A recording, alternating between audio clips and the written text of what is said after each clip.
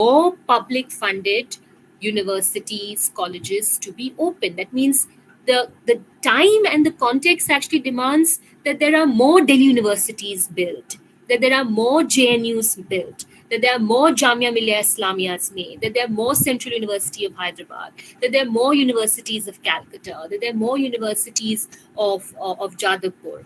Um, but the unfortunate part is that rather than creating more infrastructure, okay, creating therefore more access to formal education, what we are seeing is that we are talking in terms of a policy shift towards merging and hence somewhere reducing the total number of educational institutions, higher educational institutions. So this is obviously, another way in which we are seeing a major restructuring, and hence with mergers and these kind of reduction in the number of public funded colleges and universities, it's going to leave the field open for private institutions to mushroom and take their place. So obviously in an indirect way, even this action of mergers and creation of multidisciplinary educational hubs or clusters is also somewhere conveniently linked to the promotion of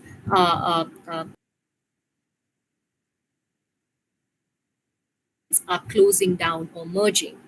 Um, so I would say that, while we actually need reforms in the education sector, nobody is saying that there is no need for reforms. There is need for reforms. NEP 2020 does not represent reforms. It represents what I would say deforms. So why do I say this? Now, quickly, why do I emphasize that there are problems in terms of what NEP 2020 is doing? Why am I saying that there are these pre-existing educational inequalities or problems that require actual redressal, something which NEP 2020 is not doing, okay, is actually diametrically moving in the opposite direction. Now, I would say that if you closely look at your country, if you closely look at what is happening on the ground, the story actually begins with the schooling system. And I'm sure, again, my colleague Jyoti Raina will elaborate on some of this. I would just say that let us not fool ourselves. The reality is that all of us in the audience, in fact, most of us here, are products of the dual education schooling system, by which I basically mean that there is the government school on the one hand, and then there are the private school on the other hand. And over a period of time, the quality of government schooling in most parts of India, has reduced.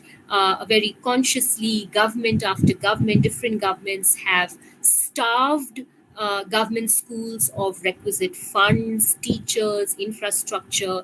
And so in most cases in the country, in most states, government schools are not the best. Okay, they have actually fallen into ruination.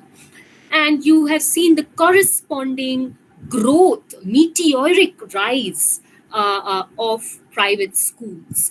Um, and this means that basically two Indias are created right from the young school going age, when there is one large part of India, poor India, that sends its children to poorly run government schools, and then there is one India that pays for expensive tuitions and sends their children also to the best private schools.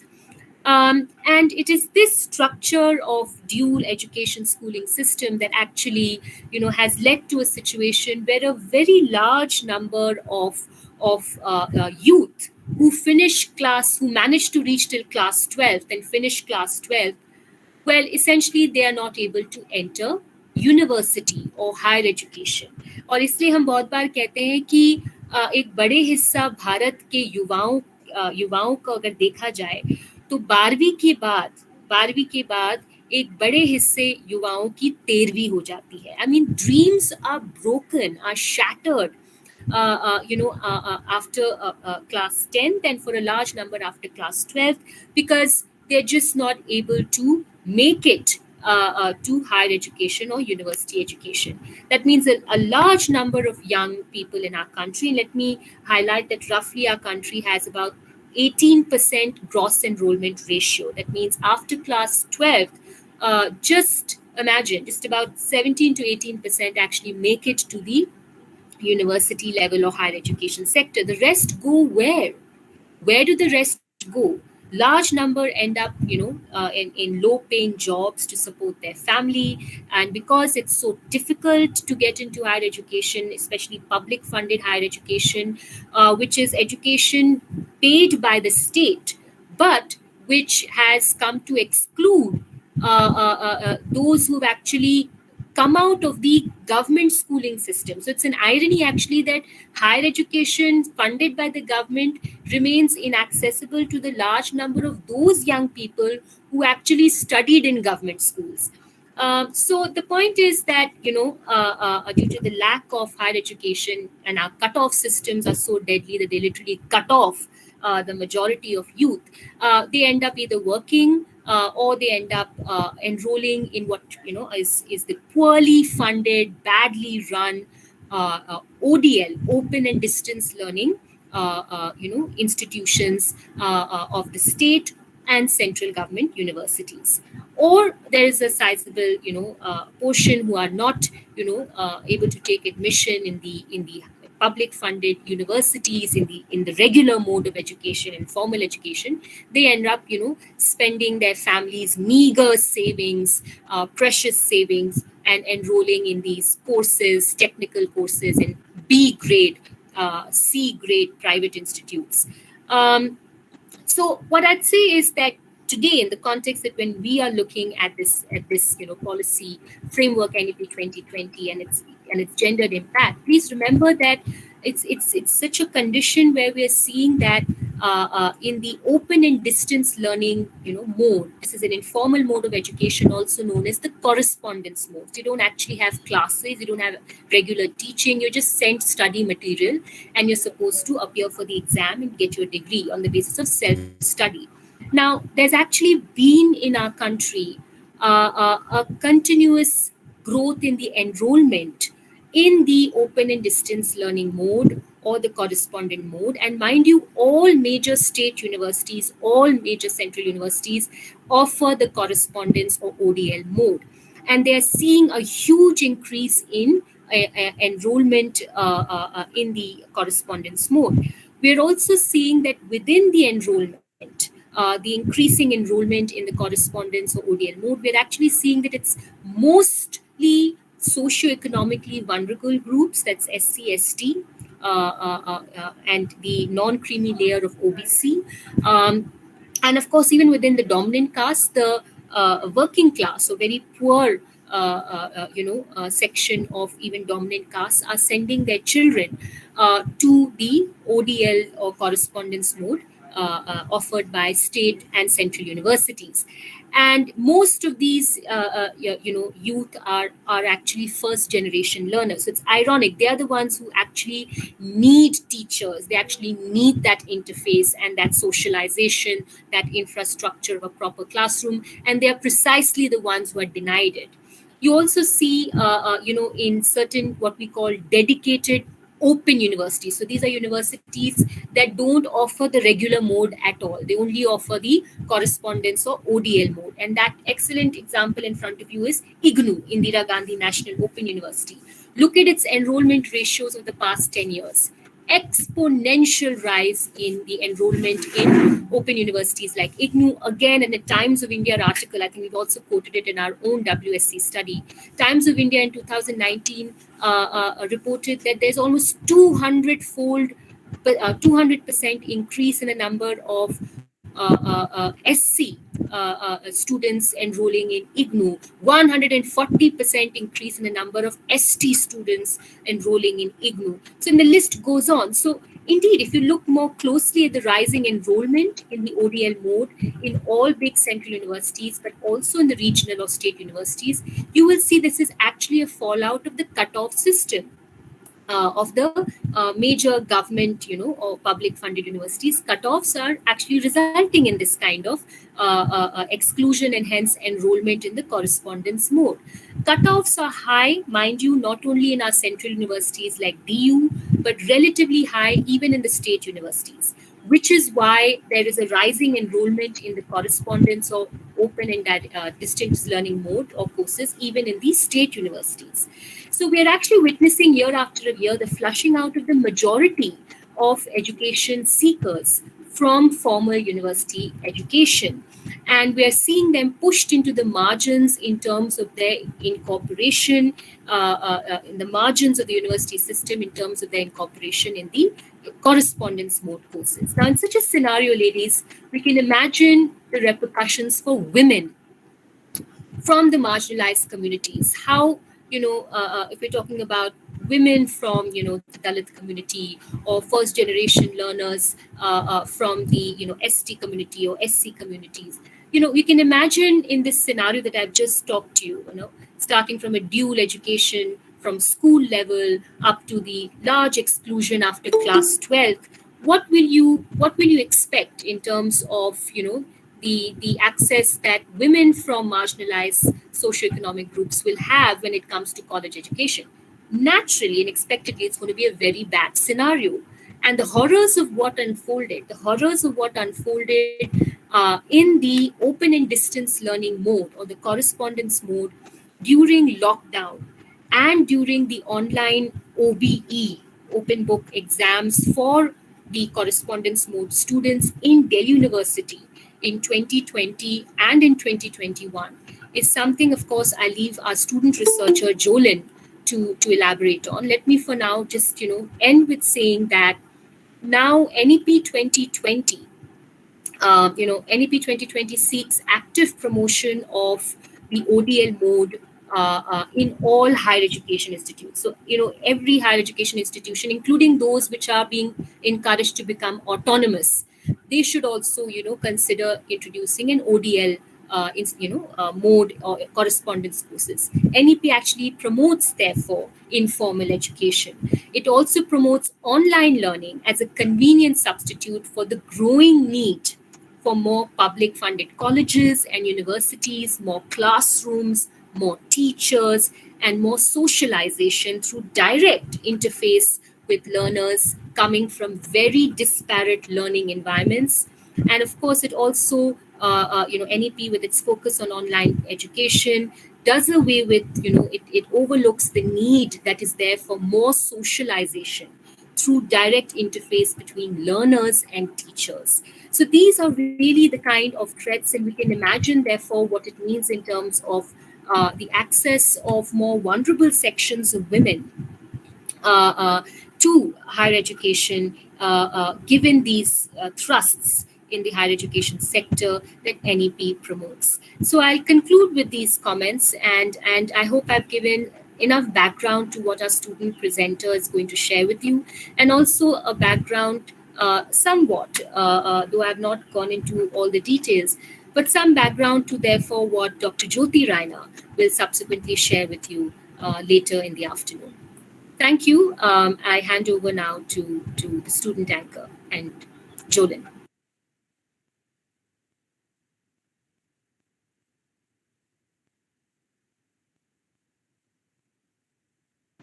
Is Jolin going to present? Is she here? Great.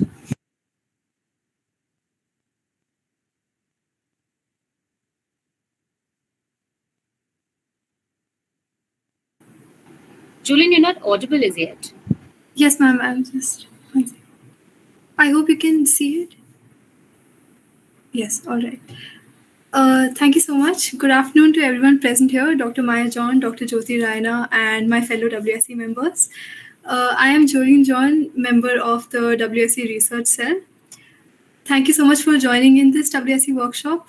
As my ma'am said, since our topic of discussion here today is the new education policy and its extremely gendered impact, we thought that it would be equally important for us to highlight some key points taken from one of the chapters of our research project that we started and concluded with this past year, which was titled Tracing Distress and Enhanced Precarity Gender Analysis of the Lockdown in India.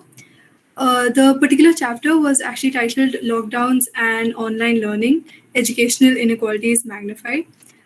The chapter was authored by Soumya Jha, Vedika, Sanskriti Bhandari, and myself. So now let's just start off. Now that my ma'am has given us a background, we can start off with what the chapter was about and basically what pertains to our discussion over here. This particular slide is about what, according to what critical scholarship, news reports, and field studies, what they indicate regarding the subject that is. Now, apart from the growth in the average quantum of unpaid work performed by women, the skewed impact of the pandemic triggered lockdowns in 2020 and 2021 on women was also noticeable in the education sector, with respect to the skewed access to online education that became the new normal as it is. Now, in India, the female education has been lagging behind other developing countries, as we all know, and the pandemic completely it worsened the conditions according to many critical assessments and studies. The pandemic come lockdowns that is disrupted the regular direct teaching educational process due to the closure of schools and universities all across the country. But however, the serious repercussions of this disruption and the corresponding shift to online learning was became starkly evident against the backdrop of existing educational inequalities along caste, gender, linguistic, and regional lines. Now, almost immediately after the imposition of the lockdown in 2020, there was an absurd race towards normality, as it was pursued, in which all these vulnerable sections of youth, especially with little resources to pursue online education, they fell far behind. This was because of the digital divide in accessing online education, mostly because in given the fact that rural India lags behind urban households in terms of access to internet and digital technology. Importantly, the digital divide has played itself out even in urban households, so along the lines of socioeconomic status. Notably, only on an average, only about 42% of the households in cities that is are internet enabled. Now, coming to the new education policy, with the easing of lockdown restrictions post 30th June 2020, online teaching learning persisted and new policy frameworks and roadmaps were strategically introduced, such as which is what is called the new education policy of 2020, wherein online education it was sure to be a successful solution to the country's deficit in quality education and equal access to formal and regular education. So there was a focus on multiple paths of learning, as I've mentioned over here. The new education policy, with such a focus, has only reinforced the assumption that online learning is learner-centric and equivalent, if not better, than the formal classroom teaching that most of us are used to. In reality, mainstreaming of this type of online education is only further facilitates reduce the state's reduced per capita allocation of funds towards education. Such promotion of online education conveniently brushes aside the realities of technological challenges, unequal access to digital technology, and lack of conducive learning environments at home. The new education policy 2020 also aims to encourage public and private partnership model in a major way, which would be keeping a majority of the student population, especially the disadvantaged that is, away from acquiring public funded formal education. So, as per Dr. Jyoti Raina, in fact, the policy will only lead to the strengthening of the multi-layered hierarchical setup as the social notion of education for all falls into oblivion. So the Now, what is this mainstreaming online learning basically leading to? Now, a key example of this, of the adverse effects of online learning is, and just a trigger warning here, the tragic suicide of an economically vulnerable student of the premier Lady Shriram College in Delhi University. And her suicide was triggered by her delayed scholarship and her family's inability to buy a laptop, that is. And it just all of this just highlights the grim economic reality and the conditions curtailing the education aspirations of women in particular, as well as the brutal reality of unpreparedness that the government had when it came to the implementation of online learning. Now, we again saw online learning in taking the center stage with the model of blended learning in the months of April and May 2021, being proposed by the University Grants Commission, that is. As per such proposals, the new normal entails up to 40% of the syllabi to be offered online. Now, this, of course, is in addition to online courses offered on the Swayam portal, which that is something that students also opt for. Now, making its intentions very well known, the UGC has also publicly released an approved list of 38 universities in the country which can now offer full-fledged online degree courses without any prior approval. Now, following the release of the guidelines recommended by the Professor R.C. Kuhat community constituted by the UGC in the midst of the lockdown, that is, the large central universities like Delhi University proceeded to push the format of open book examination in the online mode. Now, as per Avijit,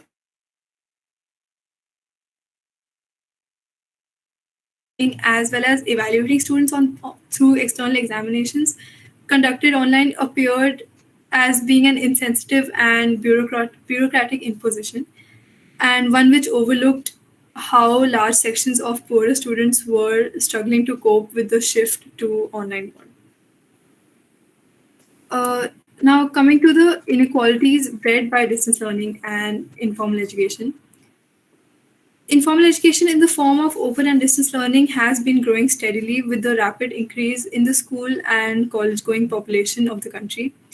In particular, the enrollment of students from scheduled castes and scheduled tribes and other backward classes has been phenomenally increasing in the distance learning mode, that is. But NEP 2020 speaks very favorably of distance learning, and there is always a implicit encouragement that is extended to higher educational institutions to offer the ODL mode.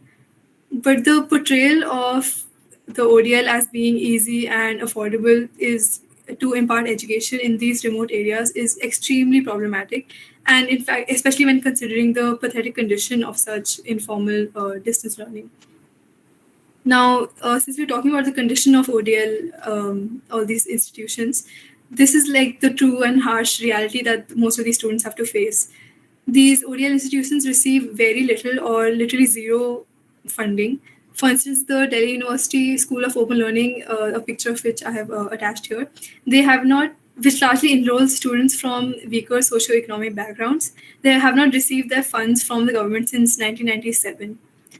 Now, the quality of education being imparted to the poorest and most needy students is quite inadequate because they are deprived of direct learning involving trained teachers and professionals and have to manage with really poor poor quality study material. For like DU Soul students, that is the School of Open Learning, they complain a lot about the acute shortage of personal contact sessions, inadequate library facilities, lack of co-curricular activities, there among all these several other problems. The mainstreaming of online learning in ODL mode also harbors the potential to further hamper the quality of education being imparted and the equal access to quality education.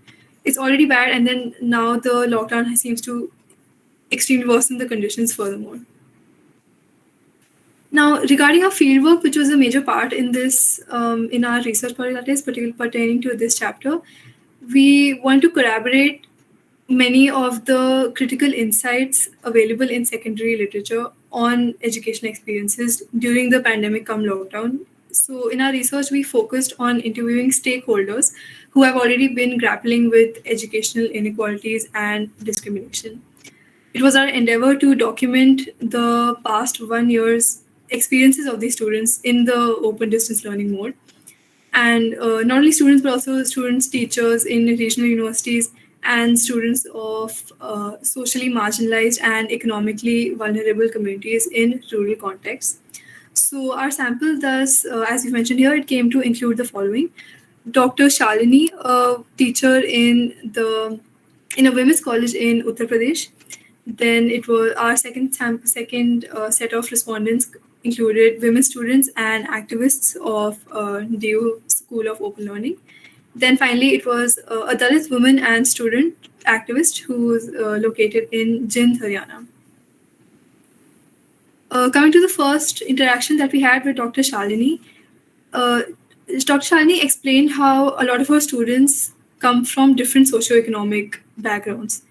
Many of them are women students and they belong in minority communities and reside in villages. Now, not all of them, due to their financial status, that is, not all of them are able to afford a smartphone.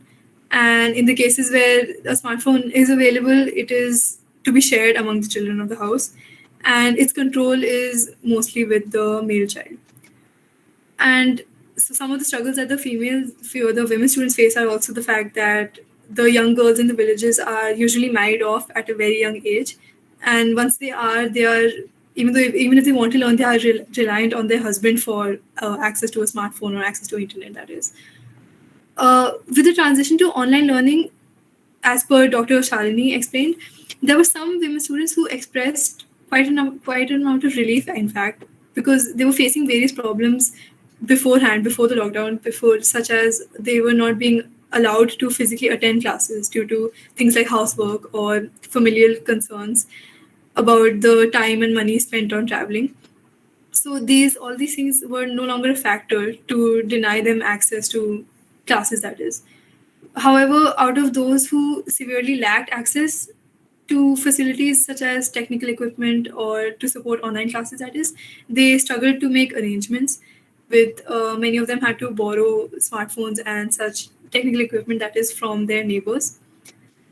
Uh, many of Many of Dr. Shalini's students were also forced to help other female members in their family with housework, and they were often discouraged they were often discouraged to not attend online classes. And since they were forced to help their other female members of the family, they did not have time to keep up with their assignments. Now, as asserted by a respondent, online learning can never be a substitute altogether to the offline teaching mode, as it seriously limits social interaction. It elides different learning capacities and hampers all round development based on regular interactions between different learners and between learners and the teacher. So our second respondent were a few women students and activists from the Delhi University School of Open Learning. Now, what they related to us was the fact that the bulk of ODL students in DU, that is, they come from economically vulnerable backgrounds or socially marginalized groups, and they're often first generation learners and are the products of government schooling. Now, the students that were interviewed, they reported that their education was adversely impacted because of online education, because for them it was an entirely alien concept. More importantly, the students pointed out that since the quality of education imparted in distance learning mode had already not been up to the mark, even in the offline mode, that is the normal times that we had. So online learning turned out to be a facade altogether. Now, the source students shared that they were not able to attend the few online classes, that is, during pandemic times, because due to severe problems such as financial instability that the COVID-19 crisis thrust upon their families. Those belonging to extremely vulnerable economic backgrounds could not prioritize online classes as all because they had to focus on feeding their families, And at times, there were some students whose parents were actually migrant laborers who, in Delhi, who were also part of the vast populations of laboring poor who had to leave the city and walk back to their villages. During the time of OB, the guidelines for online OB was not communicated clearly at all. The fallout of the overall mismanagement was eventually reflected in the results of the online examinations, wherein a lot of the students had flunked. Now, the unavailability of the student material was also a major issue.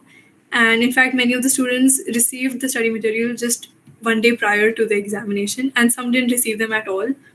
The authorities often conveniently resorted to excuses of the lockdown and then the numerous unlock restrictions, and to evade sending hard copy materials, that is, to post to ODL mode students.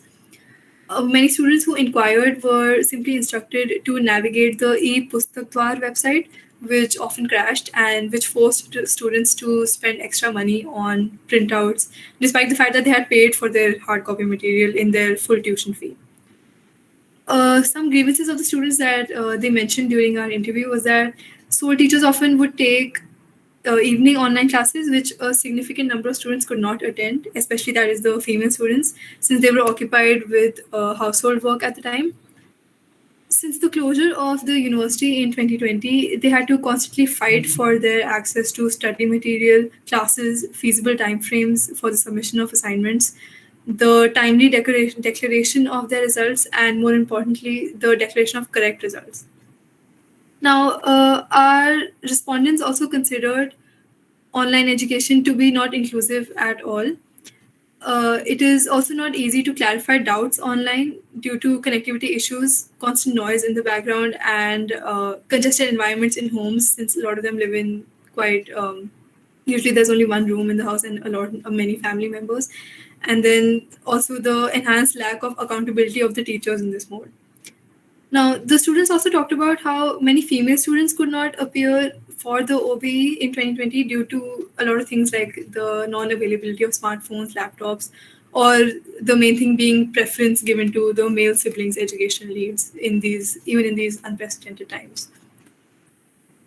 Now, they also compared their situation to normal colleges. That is, in regular colleges, a class generally comprises of 60 to 70 students, whereas for the School of Open Learning, there are 300 to 350 students in a single class organized for them.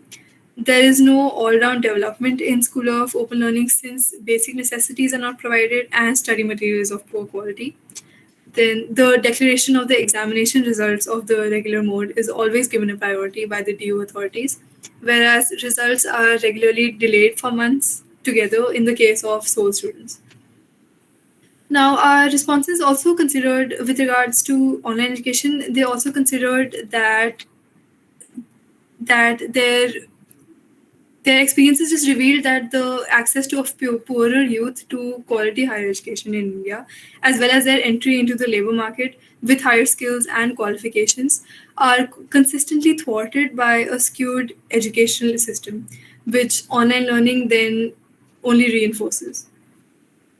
Now, coming to our final respondent, who was a Dalit woman student and activist located in Jind, Haryana, she mentioned how in the villages there are little to no provisions for basic necessities such as clean drinking water or even washrooms, especially in the impoverished Dalit households. So, access to technical equipment for to attending online classes was like a major luxury for them.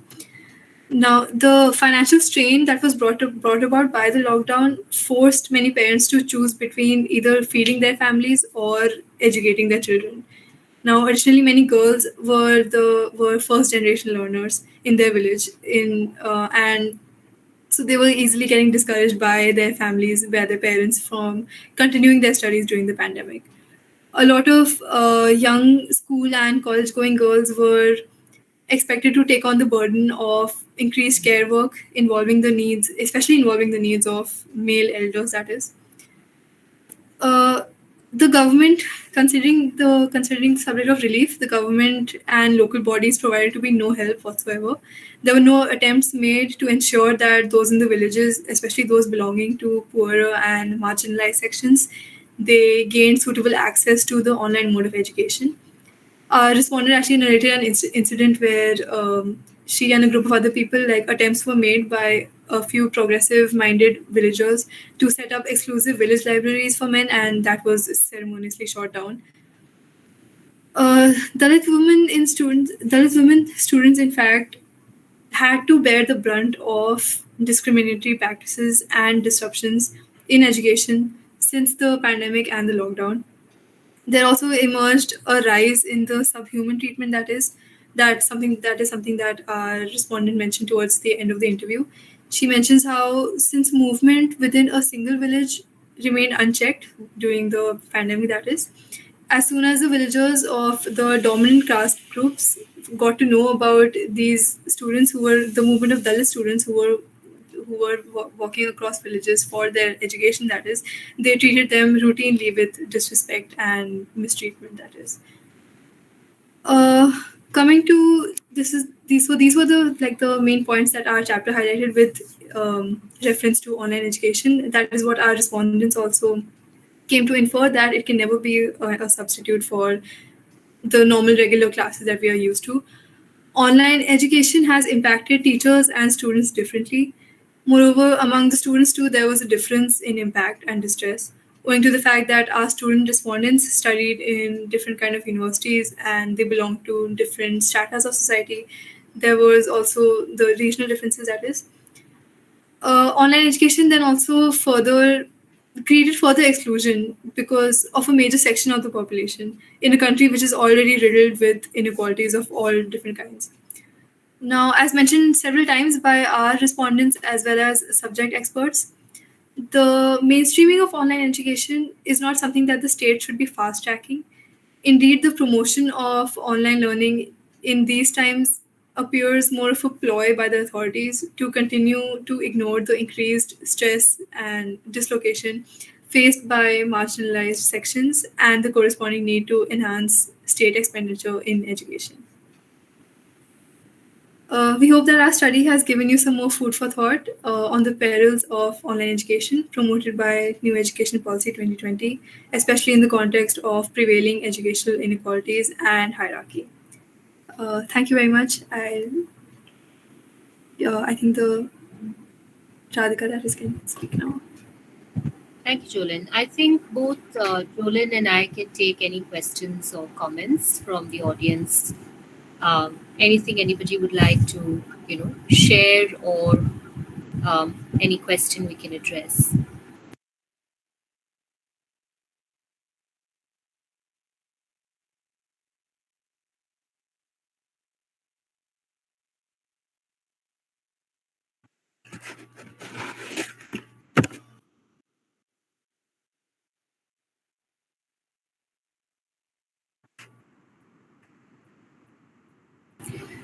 I would just like to perhaps, till we get perhaps some questions in the chat box, if there are any, let me just, give you some, some further elaboration through a couple of examples of the kind of, pathetic situation we see on the ground, especially with respect to the open and distance learning or correspondence mode, which is really the game plan, of successive governments promoting this kind of correspondence mode education, and it's there in NEP also, NEP 2020. Let me just give you some examples of the pathetic condition of correspondence mode education in our own University of Delhi, and our case study was also based on Delhi University's School of Open Learning. I've taught in the School of Open Learning, so I know this. Um, let's start with the material.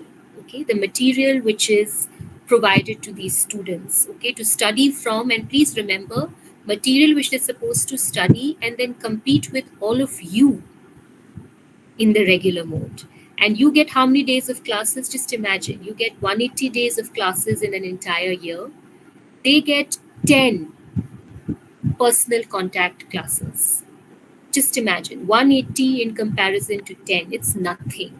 And then they're supposed to compete in the same exams as all of you with material, and this is the quality of the material. Um, the spelling of Jawaharlal Nehru is incorrectly written in their political science honors book. Jawaharlal Nehru की spelling गलत है, right?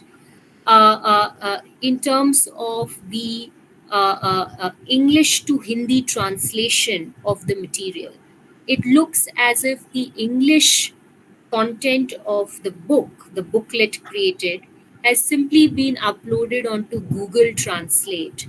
And the Google Translate Hindi has been printed as the Hindi textbook of that course. So you find the most ridiculous, translation errors in the material. And that is what these children have paid for in their tuition fee, that kind of poor quality material. Um, we're also looked at in the interviews, and it's come out in this study also, that just imagine a situation, girls. I'm saying this because you're girls, and I'm talking about girls enrolled in School of Open Learning, Delhi University.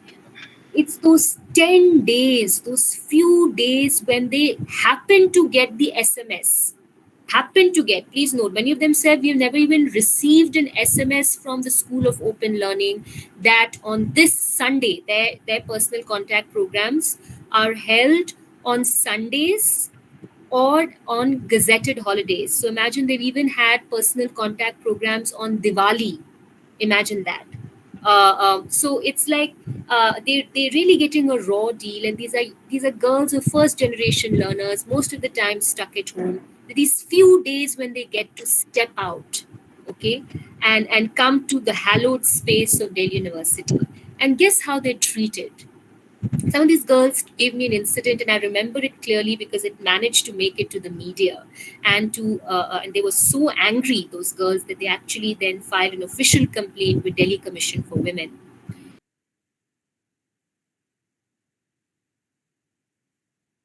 Miranda House Center of SOL classes, and they've come out, they've dressed up, like आप अगर साल में इतनी कम बार बाहर निकल पाते हो तो आप थोड़ा सा ड्रेसअप होके आते हो. They generally come, and they're talkative, they're excited, they're meeting their friends. And in the college, this notice went up saying that girls taking selfies, and girls sitting in the corridor and combing their hair, you will be removed from the center. Okay.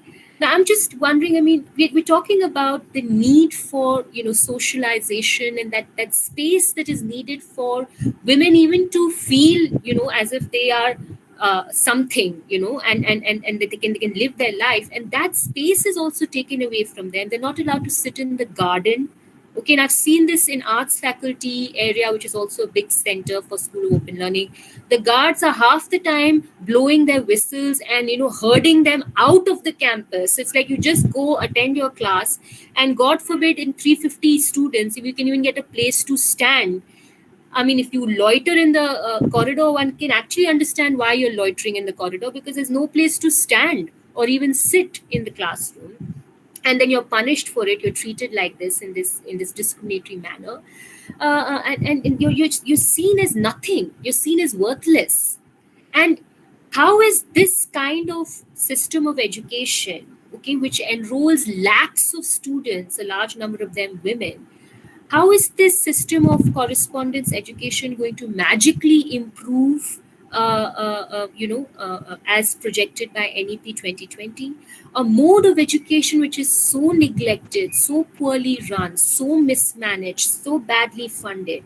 How can you even consider that as equivalent to, or just another pathway of learning along with direct classroom teaching?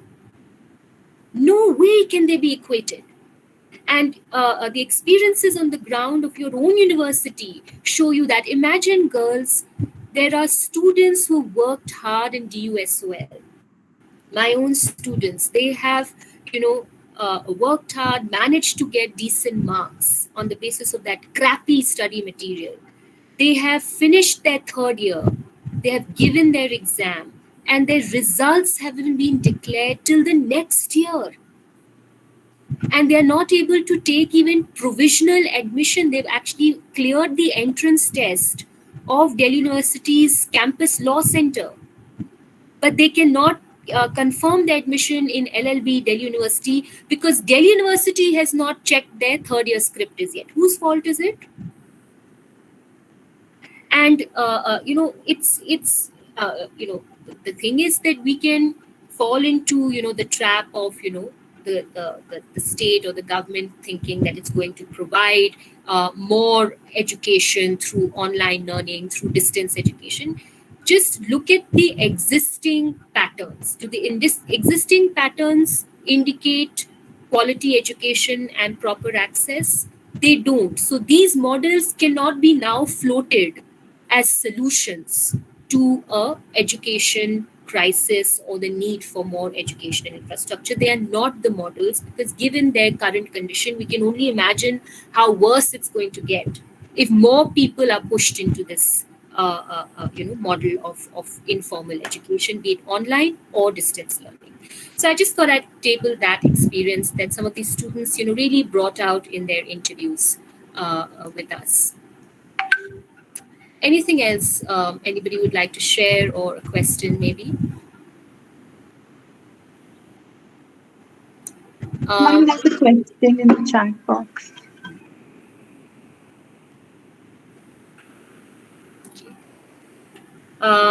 Disha, I could share, two pieces that I wrote. There is also a piece by Avijit Pathak. And if you go on to the Jesus and Mary College website, you will see that there is the JMC Review Journal, the 2020 volume of the JMC Review. That's the fourth volume of the JMC Review. It's all available online on the JMC website. Is actually a volume dedicated to the debates in education and the background actually being NAP 2020. So there also you'll find some very good articles on the larger impact of education policy shifts, and even online education. But I would give me a minute. I will just post the links to the articles of my own article, Abhijit Pathak, and also the JMC review. Jyoti Raina may have her own suggestions for some readings also, I'm sure. She'll share that. Anything else? Maya, I would like to share a brief piece that I wrote. Please. It's available on the website Portside, and it's titled "A Teacher Discovers What Is Wrong with Online Education." And it's a piece that I wrote based on my experience of switching to online teaching when it first began, almost 1.5 years ago. And it appears in this American website called Portside, and the title is "A Teacher Discovers What Is Wrong with Online Education in Higher Education." You can just Google it on the website of Portside by my name. It emphasizes how online education is only suited for uncritical acquisition of information and not a life-affirming, meaningful education. So I think with the kind of questions that you are raising, you may find it interesting.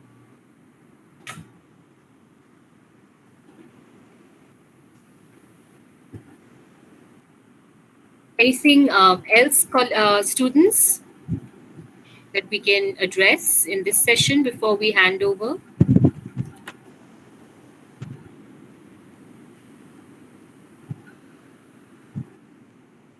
So that's another one.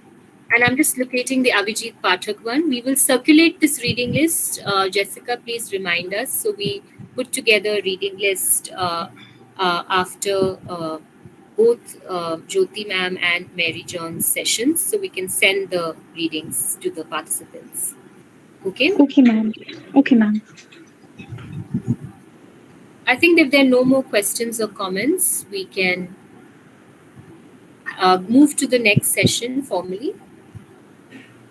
Ma'am, shall we wait for 2 more minutes? Sure. Let's just The alternative to online distance education, Disha, would be precisely formal education, classroom, direct, learning education.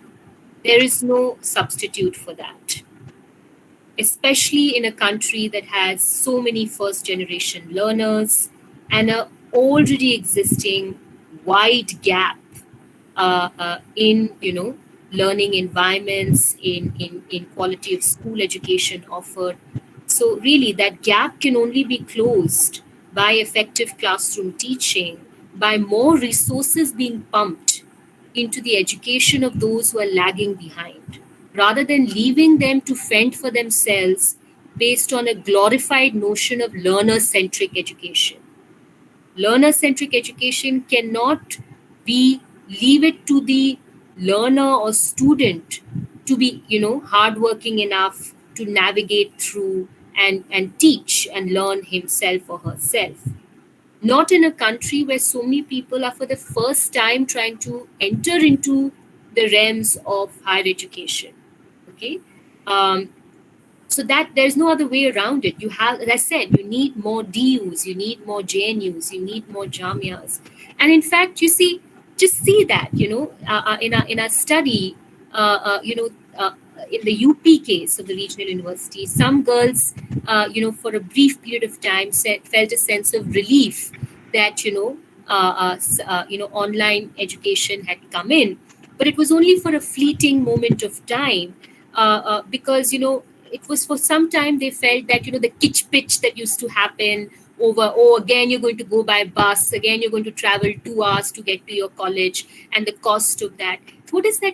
There's a underlying font there, there's an underlying reality there that currently the situation is so bad that people don't have readily available government colleges, institutions to study, hence they have to travel to the next district or to the next city, right? And that travel time, that cost is an additional one. And for women, the burden is even more because it comes with a certain amount of stigma and surveillance, right? So that means in a situation like that, you should have more colleges and universities in every, small kilometer radius. But no, that's not what you envisage as a solution. What you envisage is if thing is you sit at home only, you with one hand make dal and take out dole out chapatis, and on the other hand you have a tablet. What is going to actually change or transform in any way in such a model? No, and most of the time you won't even have a tablet to hold in your hand, or it'll be lying somewhere else while you are still stuck within the four walls of your home. So what facilitates the coming out of women? It's not online education.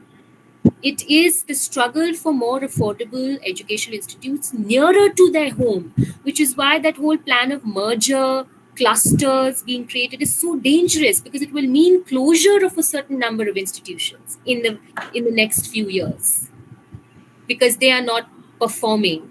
Their institutional development plans are not on track.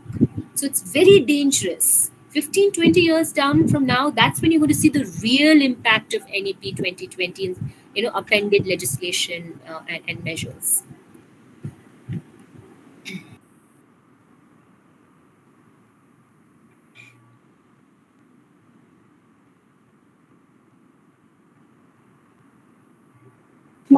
Shall we begin?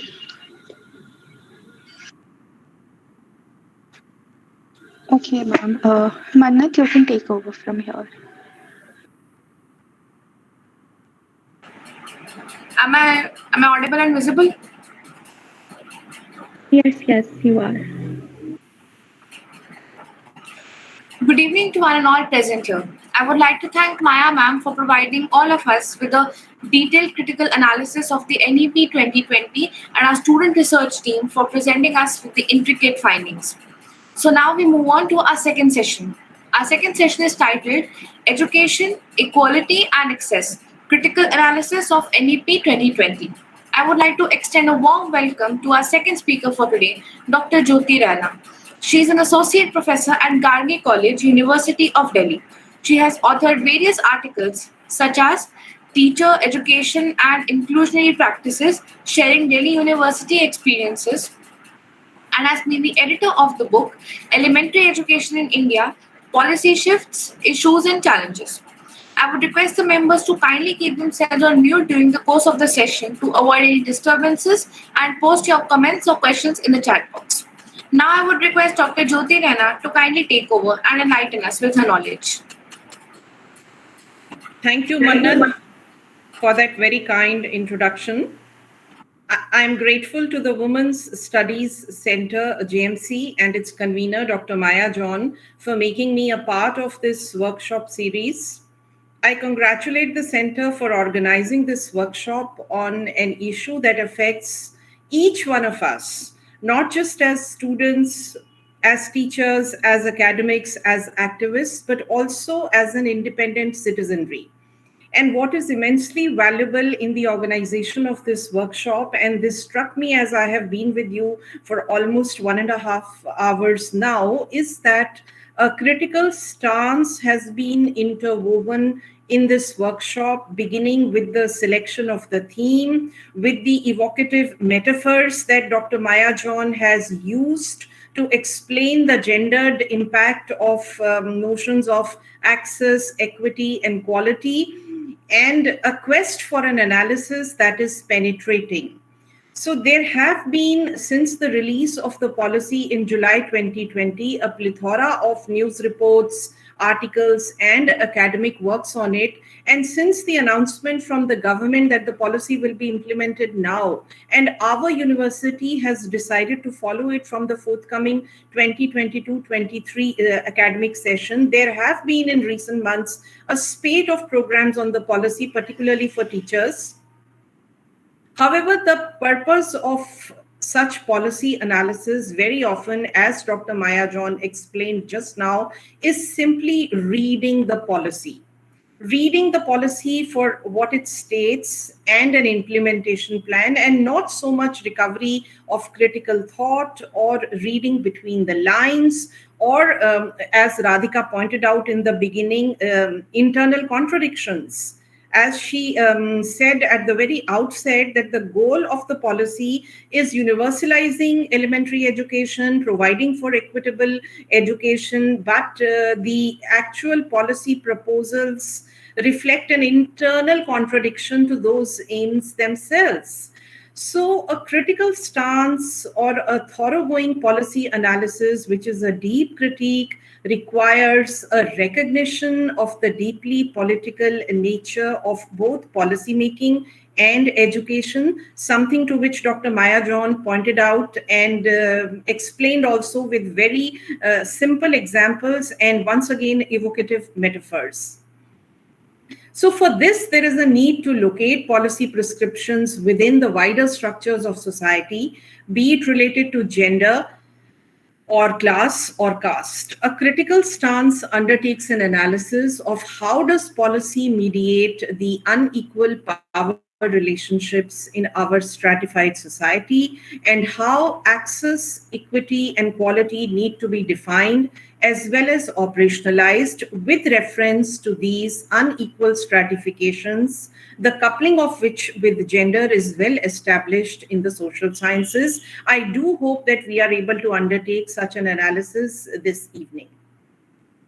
Now, coming to the main NEP 2020 policy text, any policy text in any arena, be it education, economics, science, international affairs, or any other field, is difficult to read.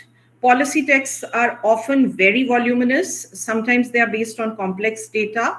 The NEP 2020 is a compact 66-page document. It is much briefer than many of its companion texts. It's much briefer than many of its preceding texts.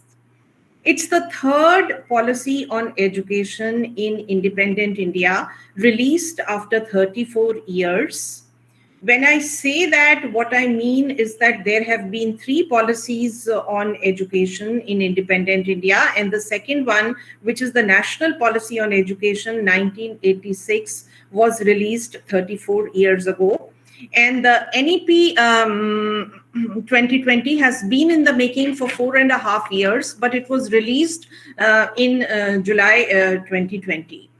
I would also like to speak briefly about the 4.5 years process of policy development of NEP 2020. And after I have spoken, it will become a bit clearer to you why I wanted to speak about it to recover criticality. When the present dispensation came to office, the present government, when it came to office for its first term, a committee was appointed by the Ministry of Human Resource Development as soon as the government took office. And the mandate of this committee was to draft a new national policy on education. And it was chaired by Sri Subramaniam, an eminent cabinet secretary, an eminent bureaucrat.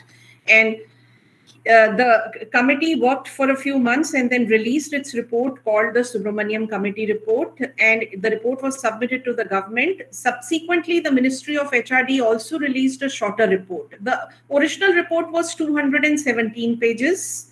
The subsequent report that was released by the government based on the Subramaniam Committee Report was all of 43 pages. It was titled Some Inputs for a Draft National Education Policy 2016. These are the two companion texts to NEP 2020 that were released in the year 2016. There was ambiguity from the government about whether these were going to be the policy texts or not. And then in 2017, the government issued a notification that another committee will be set up to prepare a new education policy for our country, and that this committee will draw the inputs from the previous two policy texts. And this committee was, of course, headed by the distinguished space scientist Sri Kasturi Rangan. This committee also released its report when the present dispensation came to office for its second term, which is in 2019. And the report was titled Draft National Education Policy 2019, and it was a 484-page report. And interestingly, this report was released just 1 or 2 days after the new BJP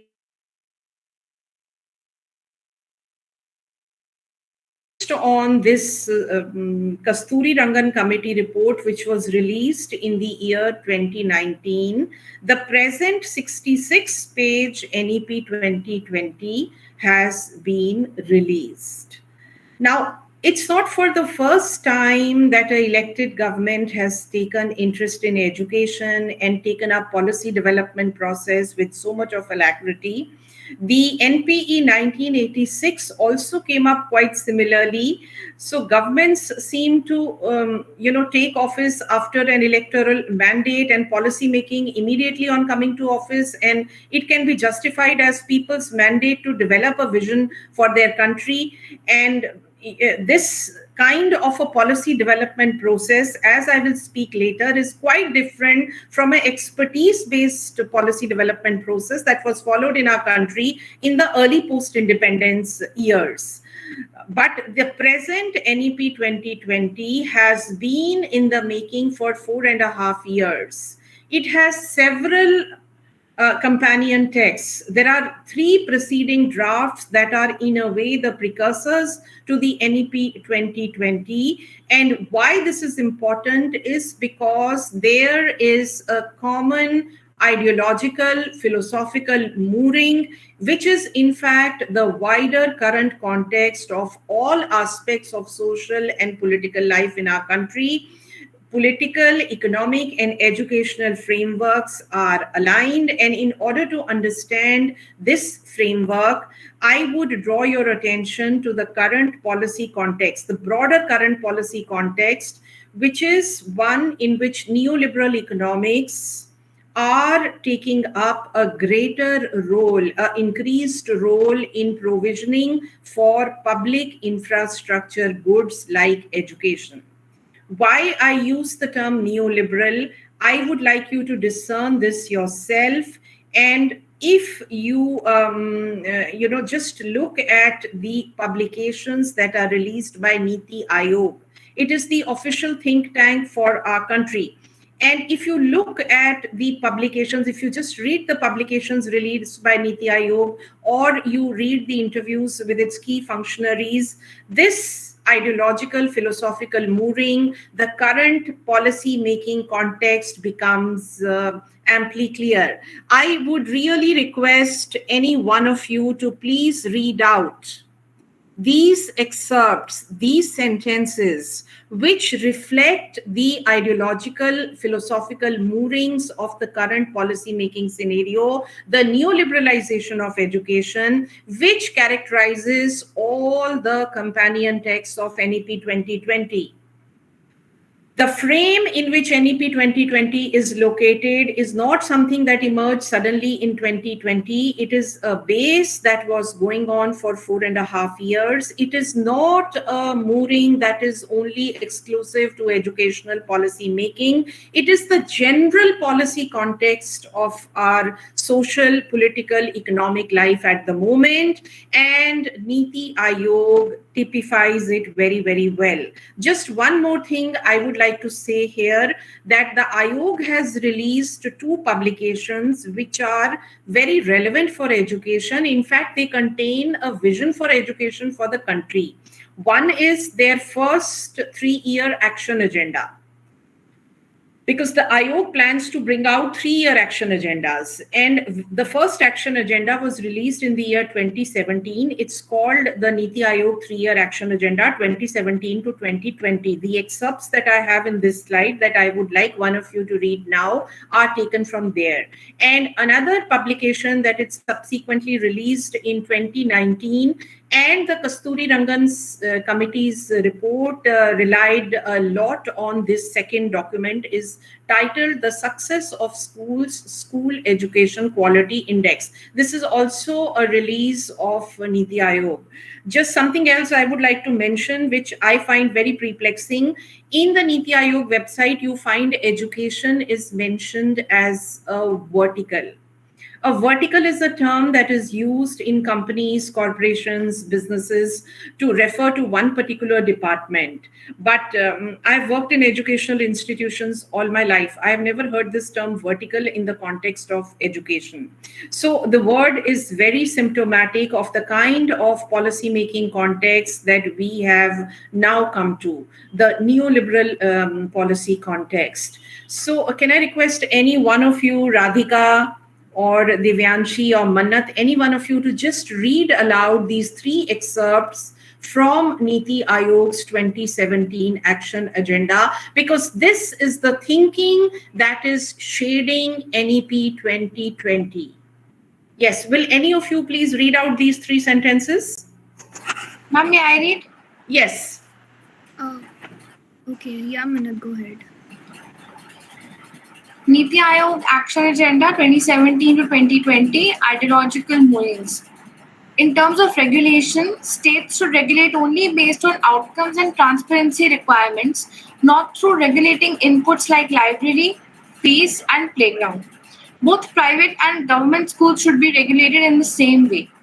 Mannat, I would like to stop you here for 1 minute. Yes. If you go back just a few minutes ago to what Dr. Maya John explained and how she made a comparison between the kind of endowments you all have as students compared with the kind of endowments, the poorer endowments, the much poorer endowments that the students of school of open learning have, then the distinction between private and government schools should become clearer to you.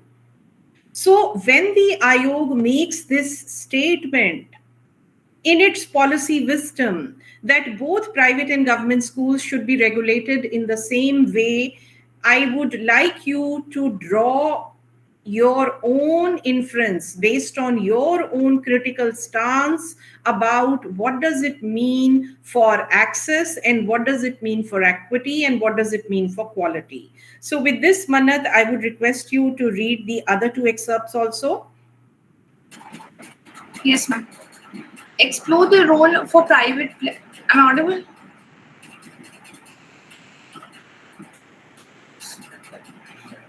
Explore the role for private players. A working group should be set up with the state's participation to explore and pilot other bolder experiments by interested states.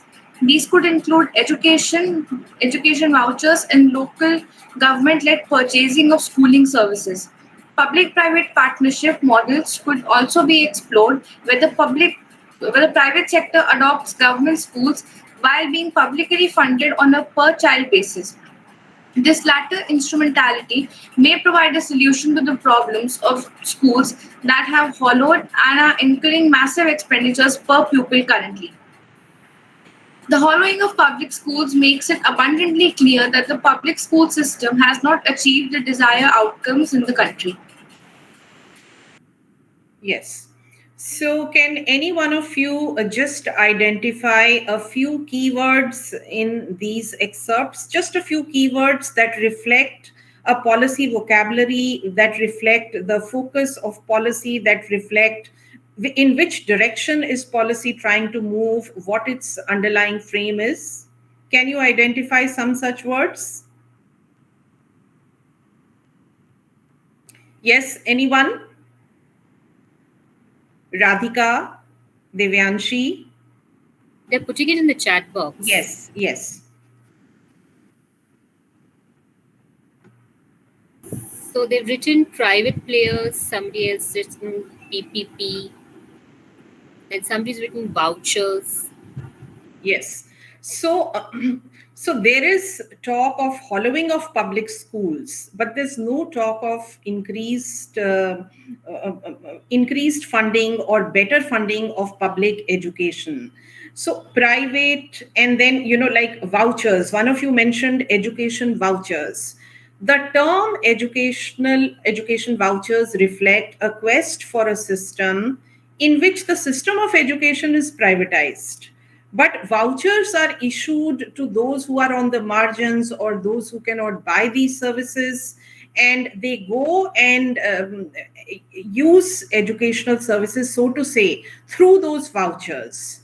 So this is the kind of a vision for a voucher society in which public infrastructure goods, public infrastructure elements are essentially private, but to get them at a quality, the state will be issuing vouchers and people will be using these services through education vouchers in a purchasing of schooling services. So the vision of education is not that it is a public good. It is a social infrastructure that is made available free of cost for everyone in society, so that there is access, so that there is equity, because those who cannot pay, they will also have access to it because it is a public good, because it is a social infrastructure element. Instead, the direction of policy is towards funding per child through a education voucher system. So this is just the general ideological mooring of the major policy framework which is shaping school education policy. Also, could you please, Jessica, go back to the previous slide? Yeah, either the previous or the next one. Yes. So if you read the NPE 2020 policy text, I'm sure many of you have read it. It's a brief 66-page document. It has been hailed by its votaries as an omnibus policy text because it talks about most of the things related to education. It has 4 sections. It has a section on school education that runs into 27 pages. It has a section on higher education, which runs into 19 pages. And this has been hailed by its votaries as its strength, that it talks about just about everything in a systematically articulated or at least worded way, even though there is, I would say, a oversimplification and a general disconnect with ground realities in education, as many of you have pointed out. And the first 3 pages of the policy text, page 3 to 6, they outline the rationale, the underlying framework, a vision of education, and a vision of Indian society through it. So as Radhika said in the very beginning, the aim is high. It is ambitious in its scope.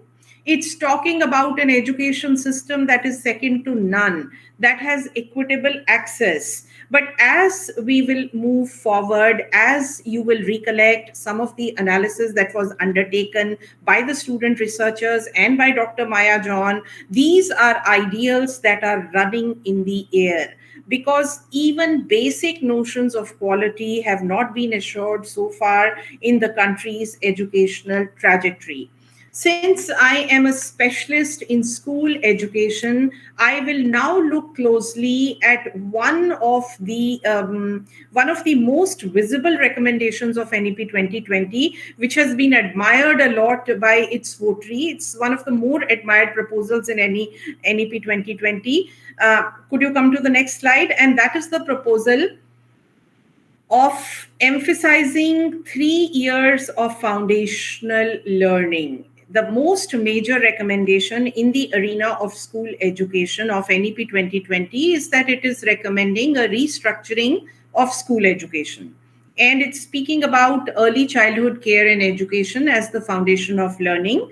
And it's actually a proposal that attempts to formalize life in early years. And it is designed to replace the 10+2 structure by adding 3 years of pre-primary early childhood education to institutional school education. So this is argued out on grounds of need for foundational literacy and numeracy as an urgent prerequisite of learning. And it is ostensibly tom-tommed in the name of equity as a proposal that is aimed to equalize the starting line of institutional education by making early childhood education also available for the government school attending children. But if you take up a closer analysis, the proposal is fraught with inequity because it ignores the ground level disparity in education. It ignores the diverse social context of school education, the binary between government and private schools. Private schools already have 2 years of pre-primary early childhood education. Now, one more year is to be added post NEP 2020 with children starting formal schooling at the tender age of 3. At present, children who attend the pre-primary grades in private schools are already privileged. They are reaping the benefits of ECEC, if any, and children in government schools are already denied of its advantages. But access to this crucial level of education is in the present system not available to children from non-fee paying socio-economic backgrounds who don't attend private schools. And this is effectively the existing starting line of inequality. So the impact of formalizing early school years needs to be understood deeper for its underlying educational considerations. As in the early years, the home environment, home activities, home language are important transactive experiences for children. With formal institutionalization of early years, there is alienation for the marginalized, as there is a greater disconnect between school culture and home culture. And for girls, the disadvantage is particularly sharp.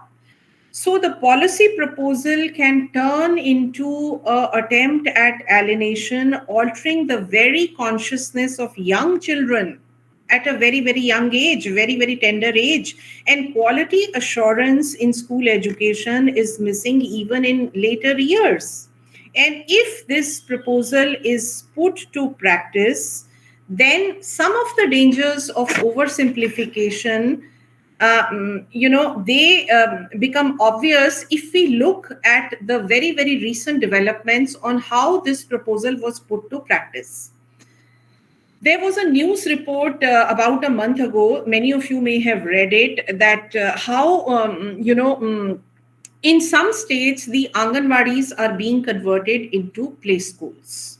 Now, the Anganwadi system, it serves young children in different states, not as educational institutes. Their mandate is not education, nor do the Anganwadi workers have training for education. And one state where this proposal has been put into action is Haryana, where the government has decided that Anganwadi centers being run from government schools will now be developed as play schools or as the pre-primary wings in order to ensure the holistic growth of children in the 0 to 6 age group. So government school teachers from all over the state were trained by psychologists, medicos, researchers in brain development, learning, school readiness, conversation, and they were trained to train the Anganwadi workers. And this was in 2 5-day workshops. 2 5-day workshops. So if primary school teachers need 4 years of training, JMC also has the 4-year program BLED, where young women receive training for 4 years in order to get prepared to teach primary school children. Secondary school teachers get trained through the BEd program, and they need 2 years of training. So the training inputs that go at the pre-primary level, they are different, but they are not inferior. The government system is training master trainers who will be training Anganwadis over just a few series of workshops. Where is the quality? Where is the quality assurance in early childhood care and education, the value of which I have just now emphasized? And from a broader perspective, the state education apparatus already suffers from very serious supply side shortcomings, some of which in the context of higher education, Dr. Maya John just detailed a little while ago. Lack of physical infrastructure, lack of teachers. So much so that in the case of the government school system, it is at the brink of dysfunctionality. And how do state departments of education plan to add one more year of quality education to a crumbling system? One of the very eminent educational analysts, Professor Govinda, has pointed out, and I would once again request you, either Mannat or Soumya or Radhika, to read this out, which will highlight to you the dangers, the devastating consequences of introducing a policy proposal like this.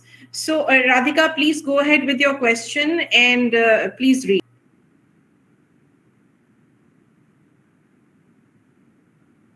Education. Early childhood care and education as foundation of learning. Replacing previous academic structure of 10 plus 2 with a new design of 5 plus 3 plus 3 plus 4. Equitable and inclusive education at all levels. Countries struggle to provide even 8 years of free and compulsory schooling of acceptable quality. It is difficult to take such promises seriously. You know, the government school system is widely perceived as being dysfunctional. And to that system, you are adding a policy proposal where 1 more year, 3 more years actually, in the case of government school system, 3 more years. In the case of the private school system, 1 more year is being added. How does the citizenry take a proposal like this seriously? So Radhika, will you please come to the next slide? Jessica, next slide. Yes, ma'am. Equity or policy rhetorics. ECCE would be the greatest and most powerful equalizer. Universal provision of quality early childhood development, care, and education must be thus be achieved by 2030. So a proposal like this, does it lead to equity? You compare the binary between the government and the private school system. You look at the provisioning for early childhood care and education, how it is differently structured in the government versus the private school system. And in that, the farce of adding ECCE, early childhood care and education, in the name of equalizing the start line for children who attend government school systems. You think yourself what this policy proposal means. Is it equity or is it policy rhetoric? We are talking about universal provisioning of quality early childhood development, whereas Dr. Maya John has just a little while ago highlighted what the provisioning, even at the level of higher education in a so-called prestigious central university like Delhi University School of Open Learning, is like. So against this backdrop, I leave it for your criticality to come to a conclusion about whether such a policy proposal is aimed at equity or is it mere policy rhetoric. Jessica, can I request you to move to the next slide, please?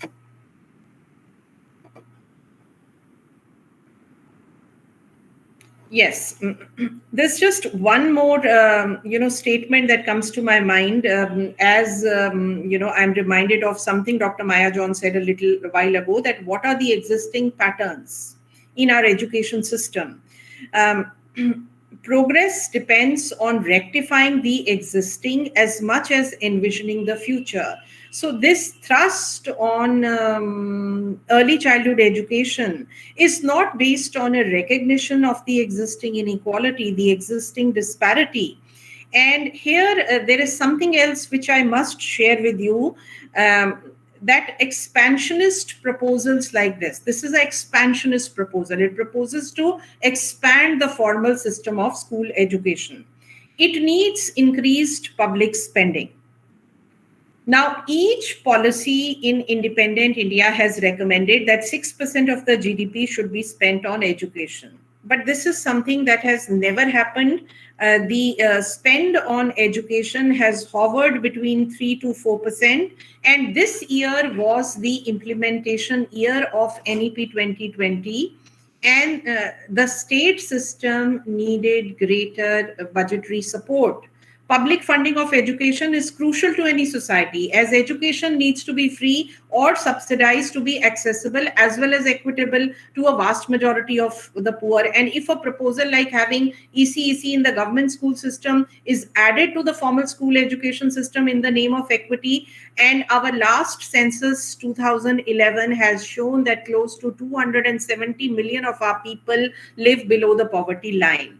Yet in 2021, budget, there was a whopping cut for education. The Standing Committee on Human Resource Development, the Ministry of Human Resource Development, the name was changed to Ministry of Education one day after the NEP was released, because this was a recommendation in the NEP 2020 itself. But the Human Resource Development Standing Committee, prior to that, it had been allocated 59,845 crores, which is 28% less than what its projected demand of 82,570 crore was. When we speak in terms of our nation, we speak in terms of 1 lakh crore, 2 lakh crores. The unit of analysis is a lakh crore. So here we have an allocation from the Finance Ministry to the Education Ministry, which is only 59,000 crores as against the demand for 82,000 crore. Now, the Ministry of Education has two main departments. One department is the Department of School Education and Literacy, which looks at school education, and the other department is the Department of Higher Education. The first department had a budgetary cut of 28%. 28%. And in the year when the NEP 2020 was to be implemented. And look at the gap between reality and policy proposals. So we speak in our country, sometimes very facetiously about policy relevant research, policy reality convergence. But here, look at the policy proposal and look at the actual action by the state. Here was a proposal that needed increased budgetary support, but that's not what happened. Similarly, just one small example I will give you of the gap between policy and policy rhetoric. NEP 2020 is talking about a gender inclusion fund. Without going into the details of what its merits, etc., are, it's important to recognize that what is the meaning of speaking about a new concept like gender inclusion fund when there is going to be a 28% cut in the amount that is allocated to school education. So the day the NEP 2020 was released, one of the political parties, one of the left political parties, the description they used for it was that it is a vision document rather than a real policy document. There's no harm in having a vision document, but then it is only a vision document. It's not a policy document, because in the absence of increased public funding, having provisions for quality, etc., are, it's like asking a poor person to have a nutritious meal when the person does not even have a meal.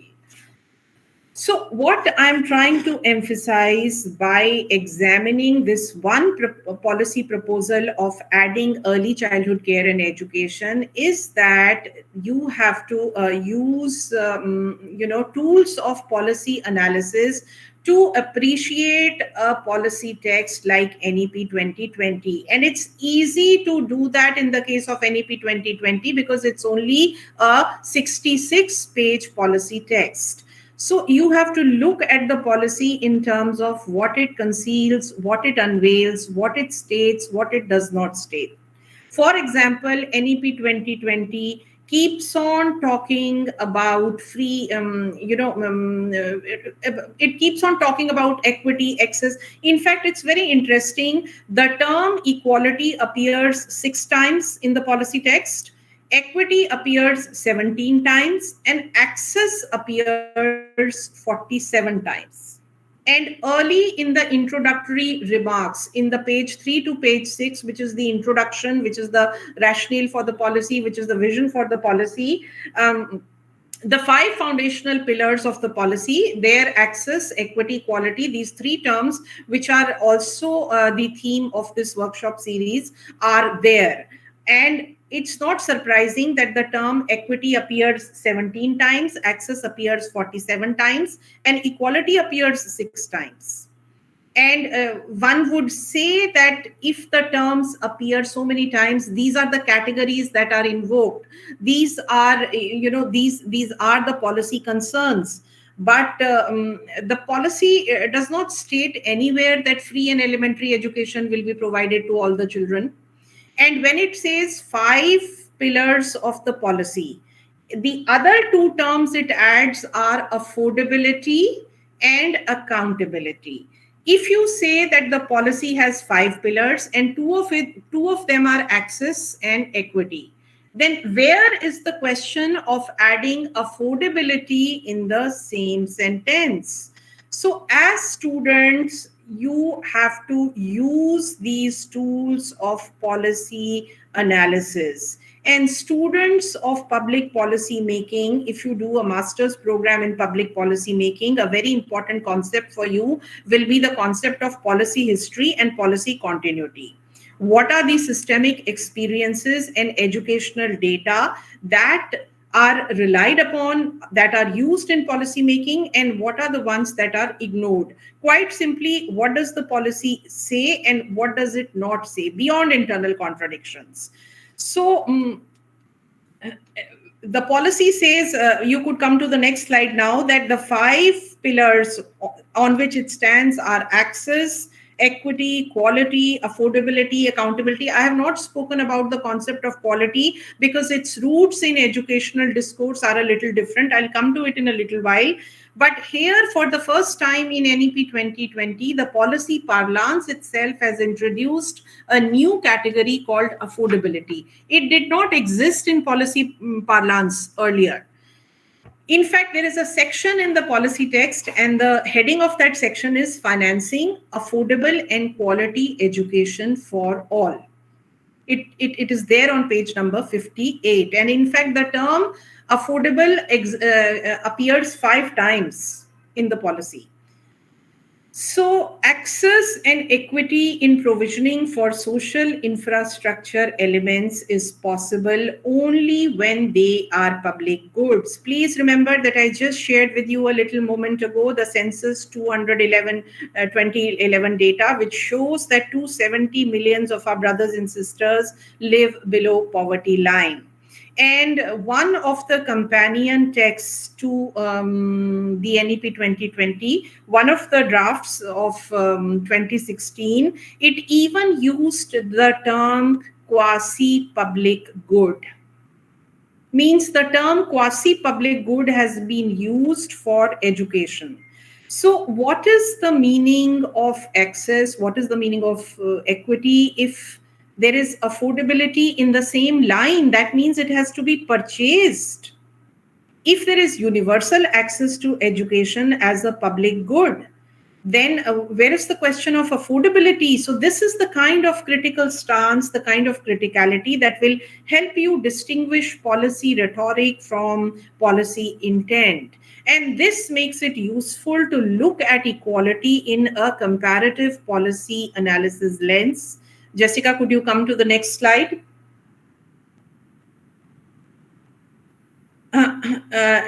No, I would like you to come to the slide which compares the three policies in independent India.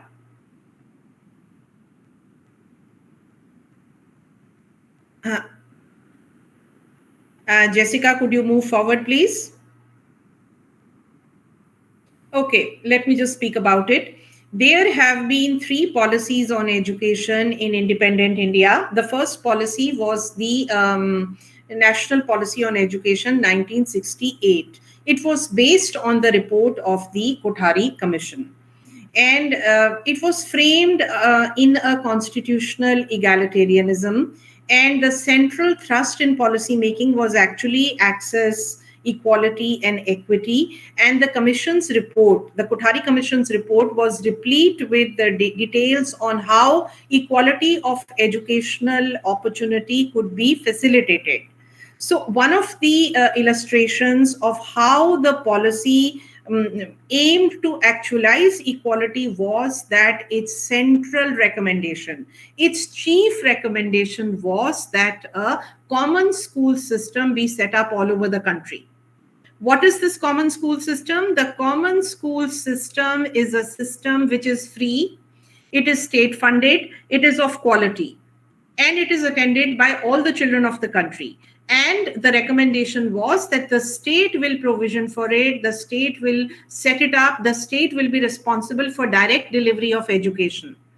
And this is the notion of equitable school education, quality education, and the actual National Policy on Education 1968, which is the first policy in independent India, is all of 7.5 pages, because the intent of the government was to just emphasize a few key recommendations. And the main recommendation was that a common school system be set up all over the country.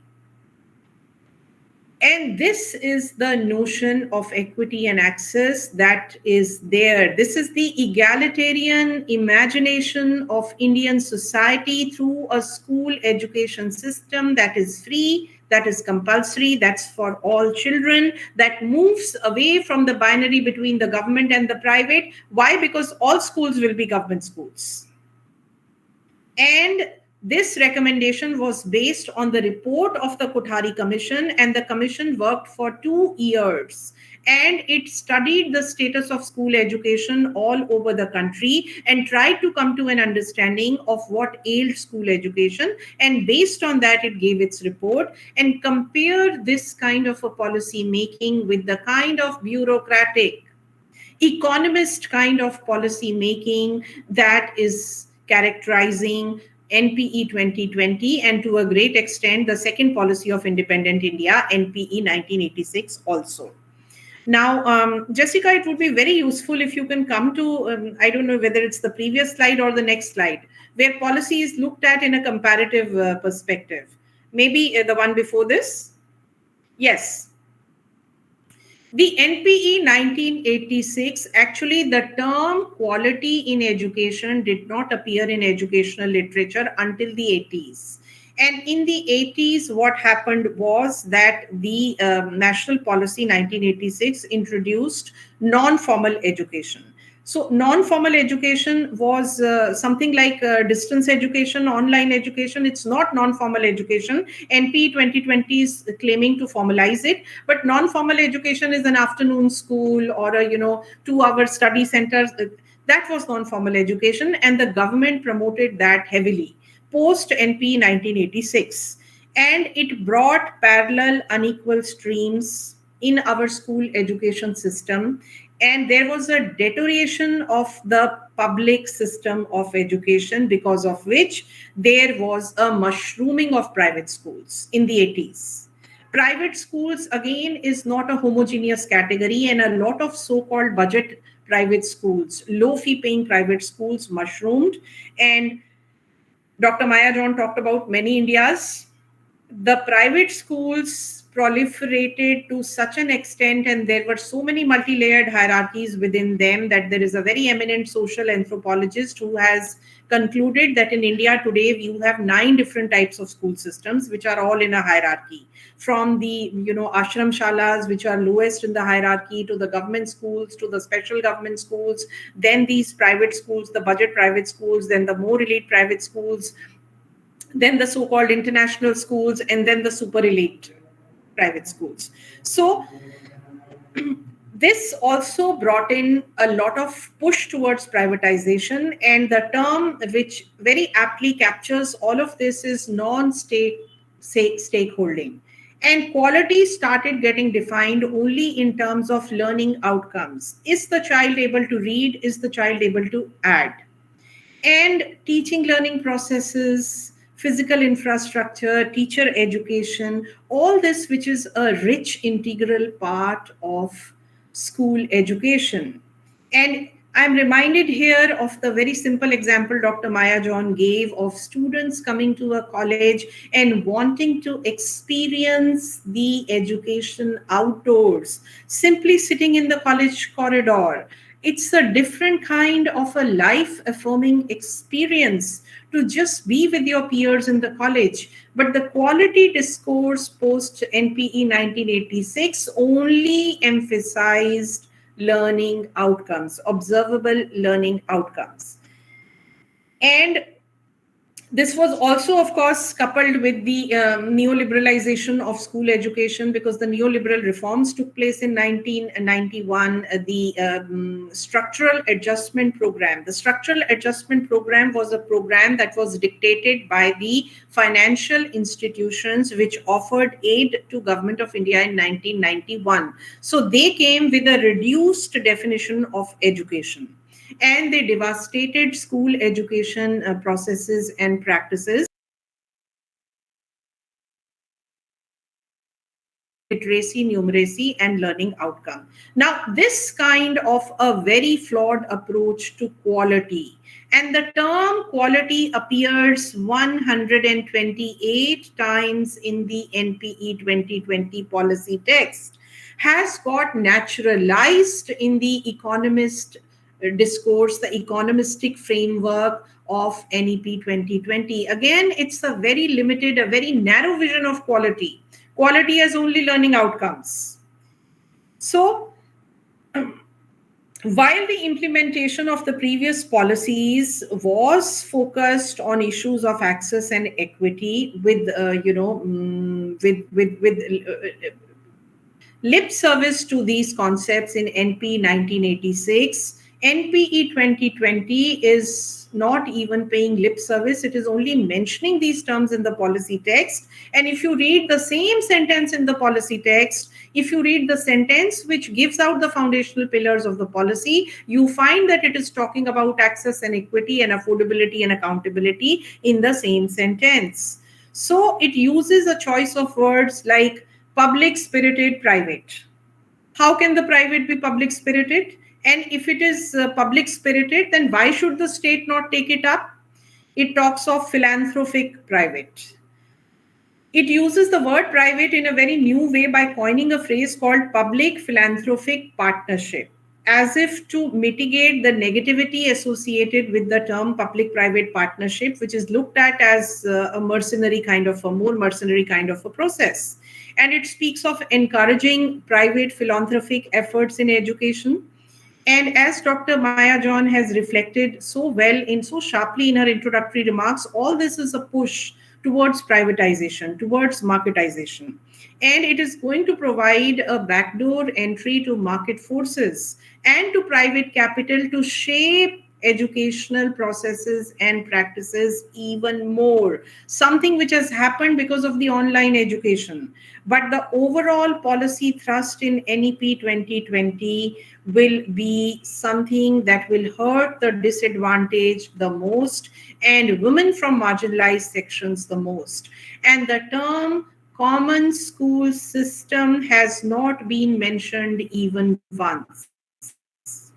A public funded, free, and compulsory common school system. I was quite surprised to find this because it's the first policy in independent India which does not use the term common school system, which is a very key policy concerns. Even Bihar government once released a state education policy, and common school system was an important theme. A lot of civil society, democratic rights groups which work on education have time to time released position papers, draft reports, etc. And common school system is a key policy term in school education policy. And I could not believe it when I Googled through the document and I realized that the NEP 2020 text does not use this term at all. So it doesn't say that it aims to actualize the constitutional ideal of free and compulsory elementary education, of equitable quality for all the children of the country, but presents it only as one of the possibilities.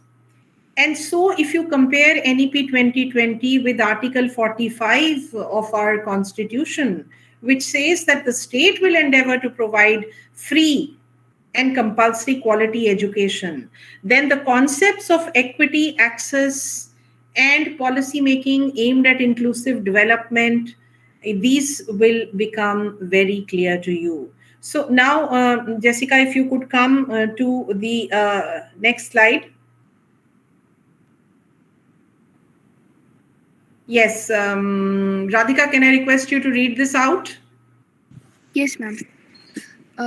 Attenuating systematic inequities policy solution aimed at access and equity.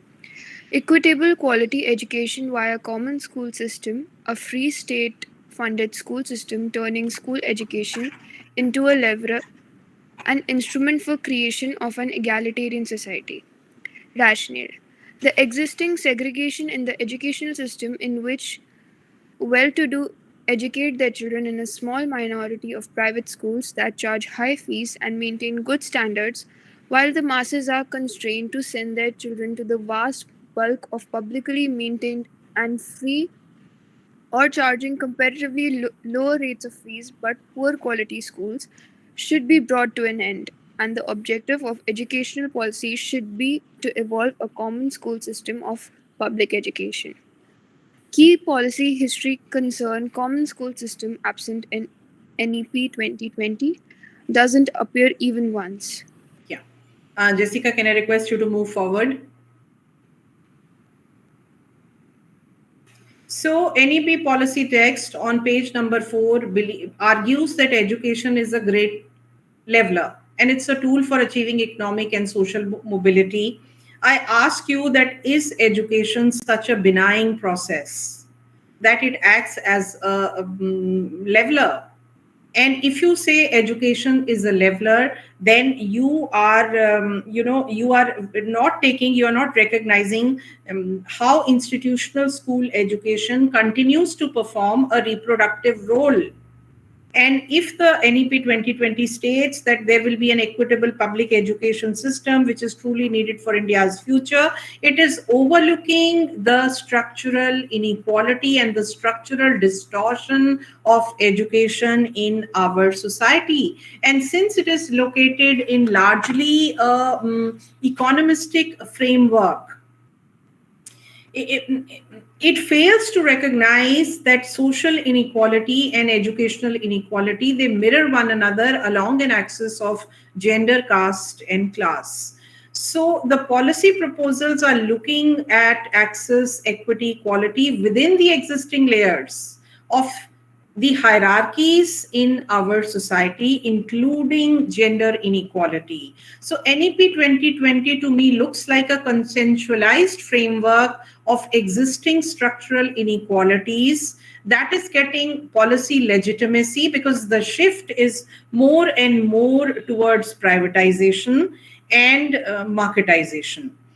And in fact, it's very interesting that this is the new social imaginary of an economist technocratic society. And now it is shading public policy also. This imaginary existed, but the transition, the policy shift now is that the public policy itself is naturalizing it.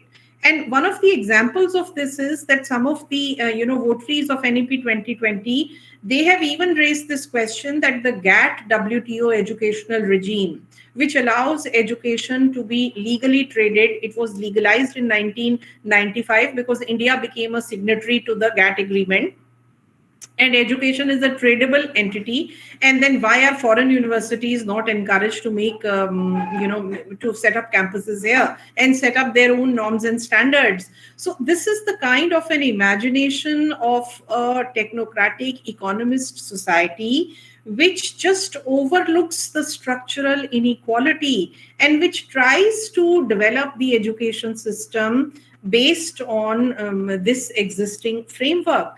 So what is the impact of NEP 2020 in terms of equity, access, and quality? It speaks of these constructs, but within the consensualized framework of existing structural inequalities and a tapered inclusion within these graded inequalities that remains indifferent to the structure question. It proposes a positivist vision of education to build a technocratic society in the direction of legitimizing, essentializing, and exacerbating the policy trends towards privatization, marketization, and a narrow definition of quality in a direction opposite to equality, equity, access, as laid down in the constitutional commitment to free and compulsory education. Such a discursive framework is sorely suited to a policy convergence in school education between the state, the market, and private capital. And it's only an uncompromising thrust on public education that can establish an equitable quality education system that can be the instrument for creation of an inclusive India in which the young disadvantaged due to class or gender can gain access to knowledge and better their life chances. And just two small pieces of information I want to present in the end. One is that of the three largest school systems in the world, the largest school system in the world is China's school system, which is completely public. There's no public and private there. It's completely a public system. It's the largest school system in the world. The second largest school system in the world is still India's government school system, which is attended by 130 million children. This is data from 2 years ago before the pandemic. And the third largest school system in the world is India's private school system, which is not homogeneous also, but it is attended to by 120 million children. And the private school system is growing exponentially. And if it becomes the main system, if it becomes the dominant system, then it will have devastating consequences for the school education because the advocacy for this system is already very high. This is a system that receives support from most of the civil society organizations, the non-governmental organizations like Pratham, Center Square Foundation, which are again very influential in policy making now. And they accord a lot of policy support, research data support, etc., to this private school system, which threatens to overtake the government school system in terms of size also, in terms of numbers also. So NEP 2020 needed to arrest this trend towards privatization in school education, whereas the policy proposals are in the opposite direction.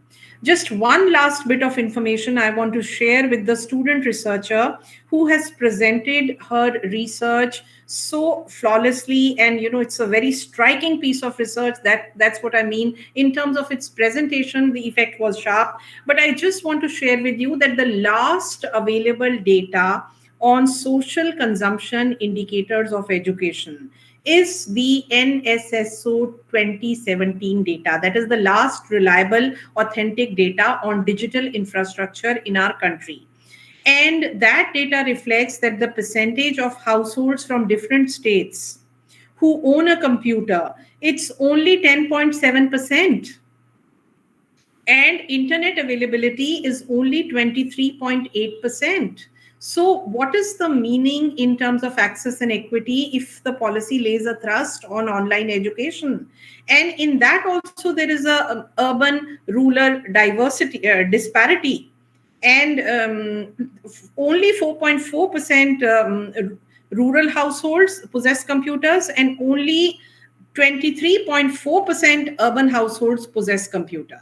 And similarly, for the internet, again, the figures are abysmal. You can look at the NSSO 2017 social indicators.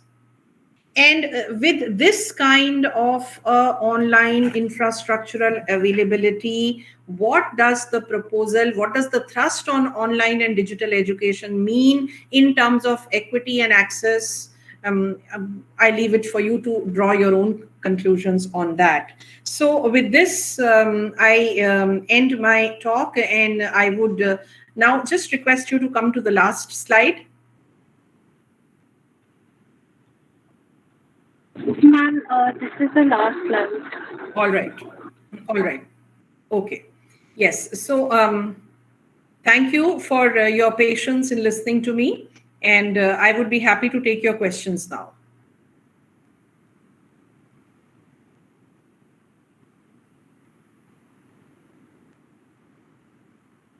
Please feel free to unmute and ask your question, or you can even post it in the chat box. Am I audible? You can post your question in the chat box or directly unmute and pose your question or comment.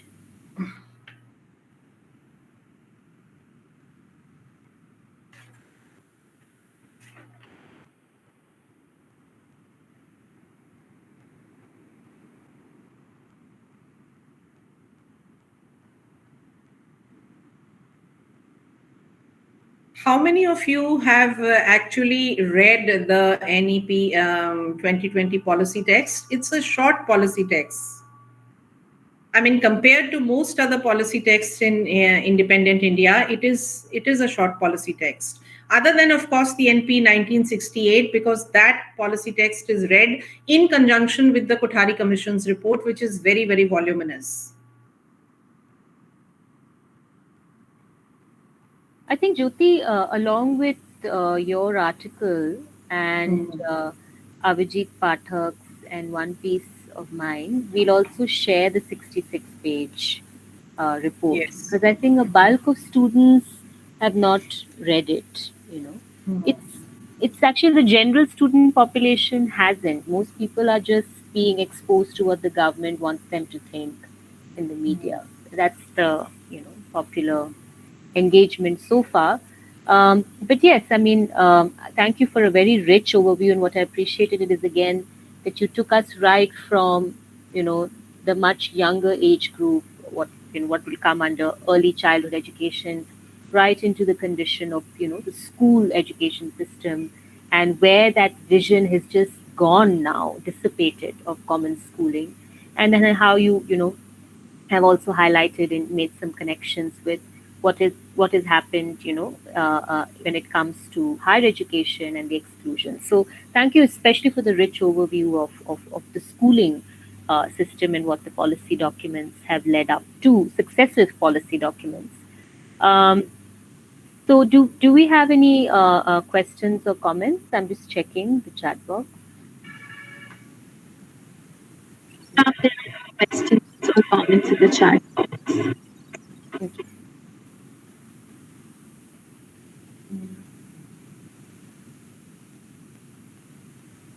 It has also been said, Jyoti, that very strategically this 66-page NEP document also, it plays a lot on, new kind of fashionable terminology. And you gave one example in terms of replacing private players strategically with the word philanthropic, interests.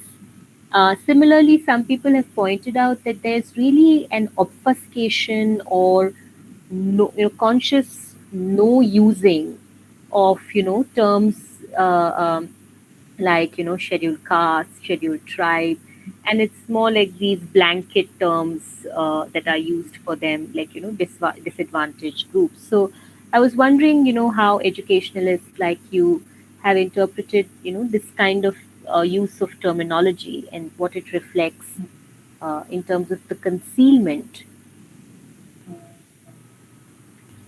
Uh, yes, Maya. A policy needs to be analyzed in terms of what it reveals and what it conceals, and the terms and the vocabulary that is used. The underlying framework in NEP 2020 is largely that of a technocratic society. KBES, knowledge based society. And in that society, this larger social imaginary of an inclusive India, of democratic citizenship, of diversity, of different people, different sections of society as stakeholders in citizenship, that kind of a social imaginary is missing. It is largely a vision for a technocratic society. And if you, again, some of the fashionable and very flamboyant terms that the policy uses are related to a future kind of a discipline, artificial intelligence, computer science, and as if it's presenting a very sophisticated kind of a technology to the school goers of our country, even at that level. So this kind of a vision that you're talking about, different sections of society coming together, that's the vision that you find in the constitution of education. That's the vision that you find in the report of the Kothari Commission that talks about the marginalized sections of society, their education, special provisions for them. And there is a blurring of boundaries here. So the categories are invoked in a very superficial way. And if you read between the lines, if you read through the policy text, the vision is not a social imaginary that one senses when you speak. You speak about, people, you speak of concepts. But the vision that is invoked when you read NEP 2020 is simply that of a technocratic society in which there is a kind of a tapered inclusion of people who are not in the mainstream. And therefore, it didn't surprise me when the NEP did not even pay lip service to certain important policy concepts, or it did not use some of the terms that you have mentioned, because NEP 2020 is in continuation of the other companion texts, which are framed in a similar lack of social imaginary. Their vision of society is that of a technocratic society, which is based on the new public managerialism, and therefore accountability is important. It's mainly a economist framework. I think it's, you read Niti Aayog's publication and you find exactly a shade of that kind of a neoliberal common sense in the NEP 2020. And the neoliberal common sense does not have too much room for the terms that you have mentioned or the vocabulary that you have used. A social imagery, imagination of our country in the previous policy text was based on these categories and terms, but not NEP 2020. In fact, sometimes I really worry about what we are going to make of our society with this kind of policy prescriptions, which are going to have very, very worrying outcomes.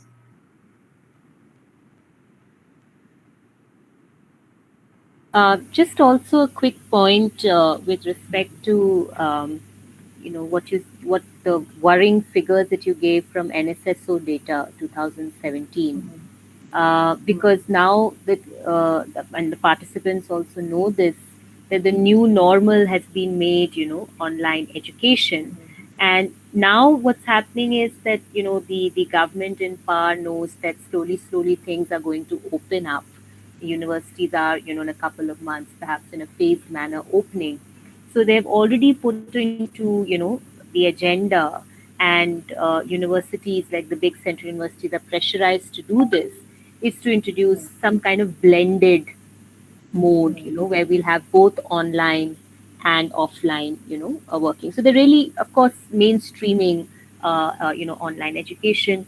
And what we, as a group, student and teachers, when we were studying this, then yes, we did, come across the NSSO data, but we also came across some very interesting studies which we've quoted in the project report on, these firms, these special firms for, internet analysis. And they have actually shown that in India, while there seems to be a increase, like a little bit of increase in internet usage compared to a few years back, the most of the time the internet is being used on the mobile phone. So mobile data or mobile internet is, expanding in our country, but that is not again a sufficient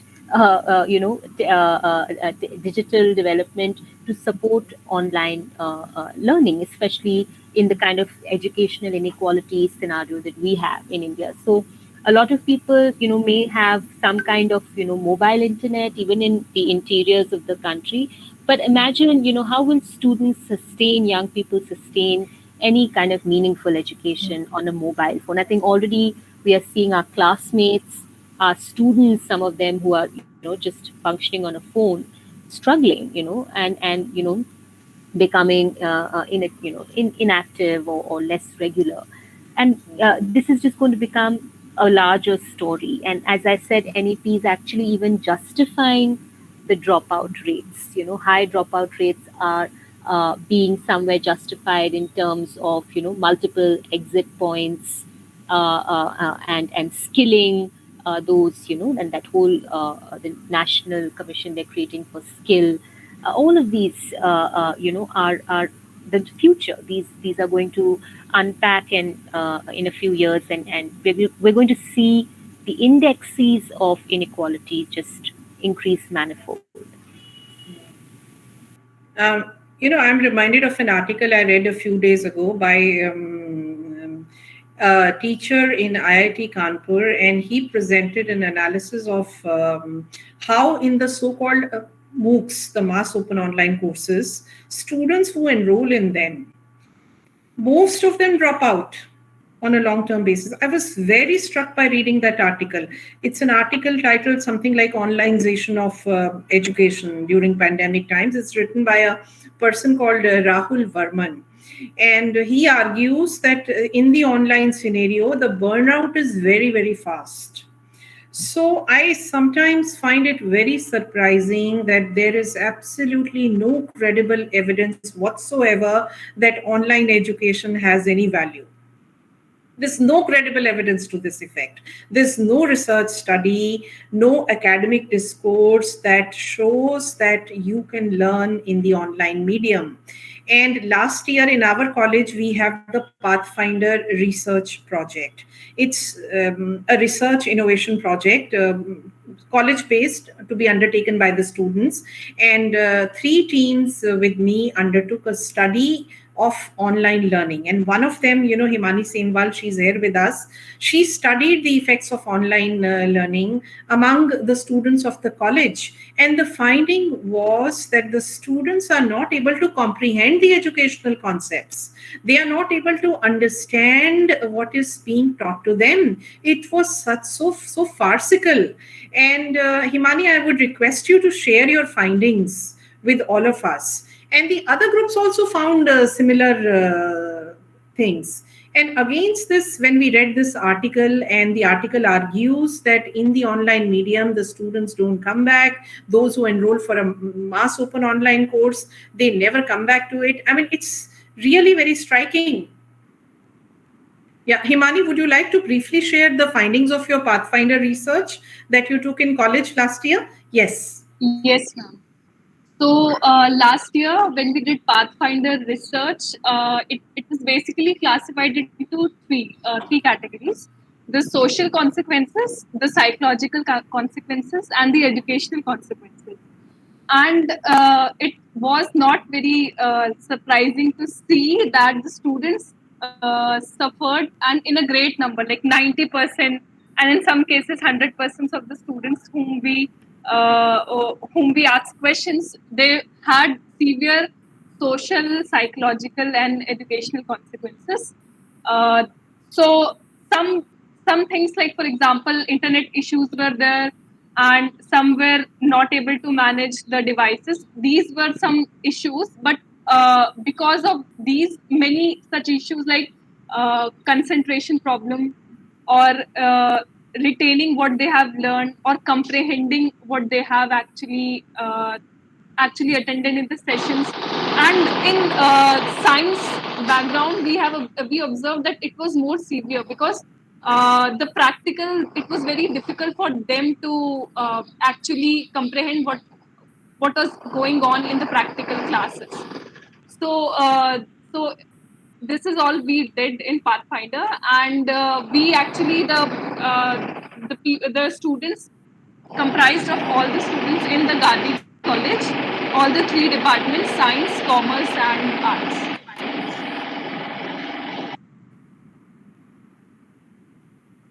Yeah.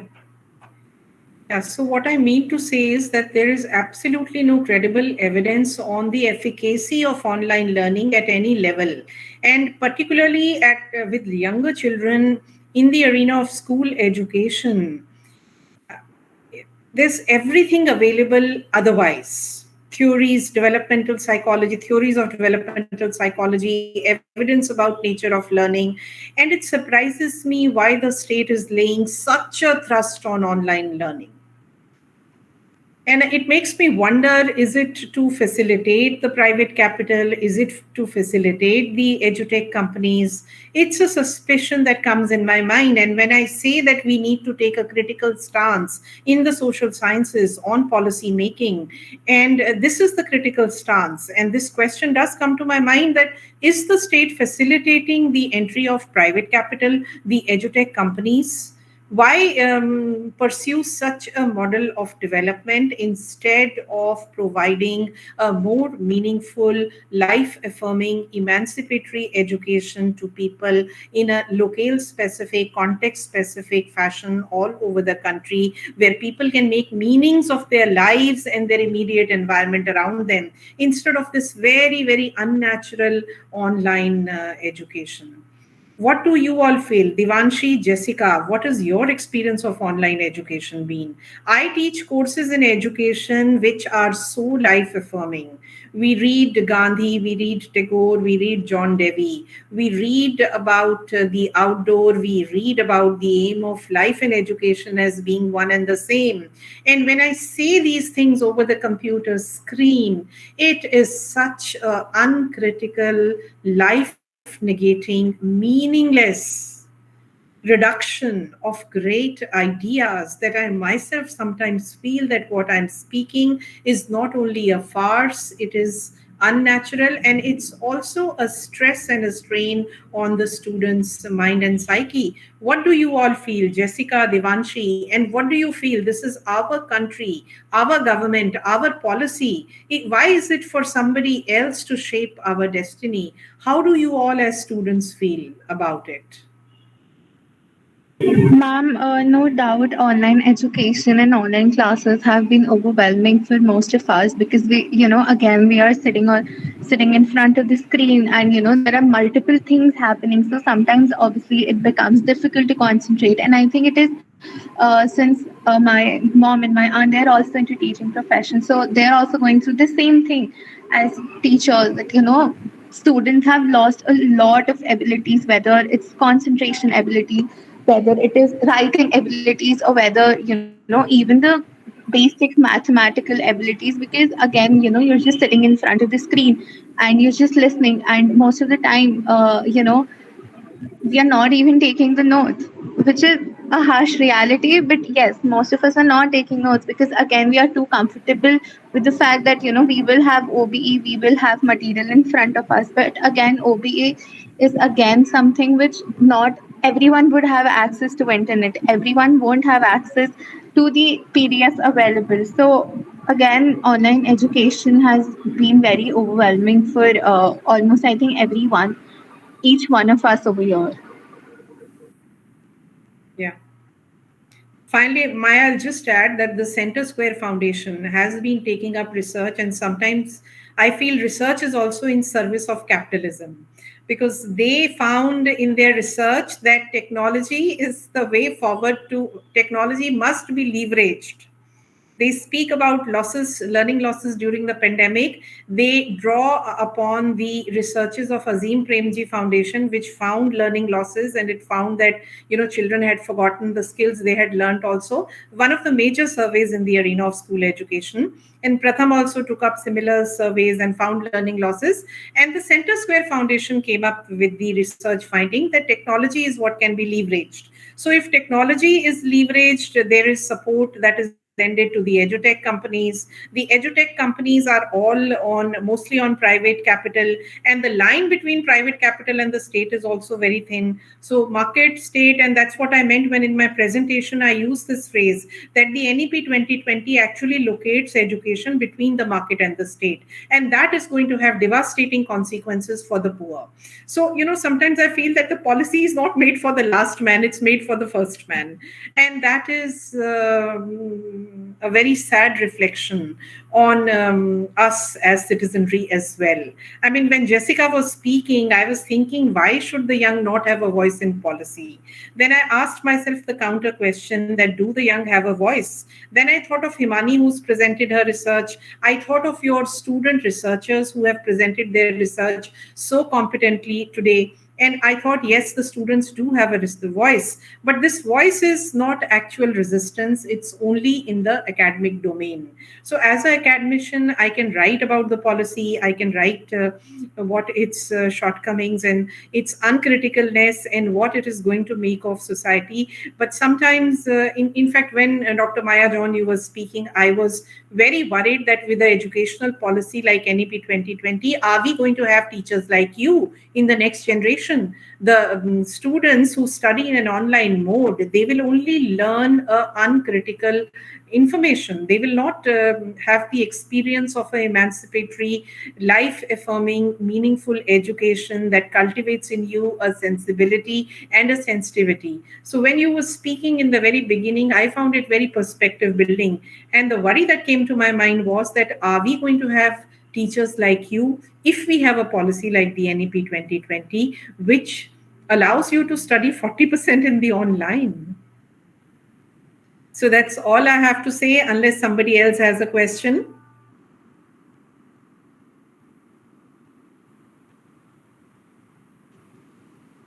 I think we can conclude today's discussion. There are no more questions in the chat box. Jessica, over to your team. Mannat, you can take over for the final vote of thanks. Yeah, I'll take it over. I would like to express our heartfelt appreciation to Professor Maya John and Dr. Jyoti Rana for speaking to us about the new education policy, as well as presenting us with her profound knowledge and expertise on its curriculum, content, and pedagogy. I would also like to express my gratitude to our WSC staff advisors for their help and guidance. Last but not the least, I'd like to express my gratitude to all the members who have joined us today. We believe that now that you have all this information, you would truly be able to make an impact in future. Thank you so much.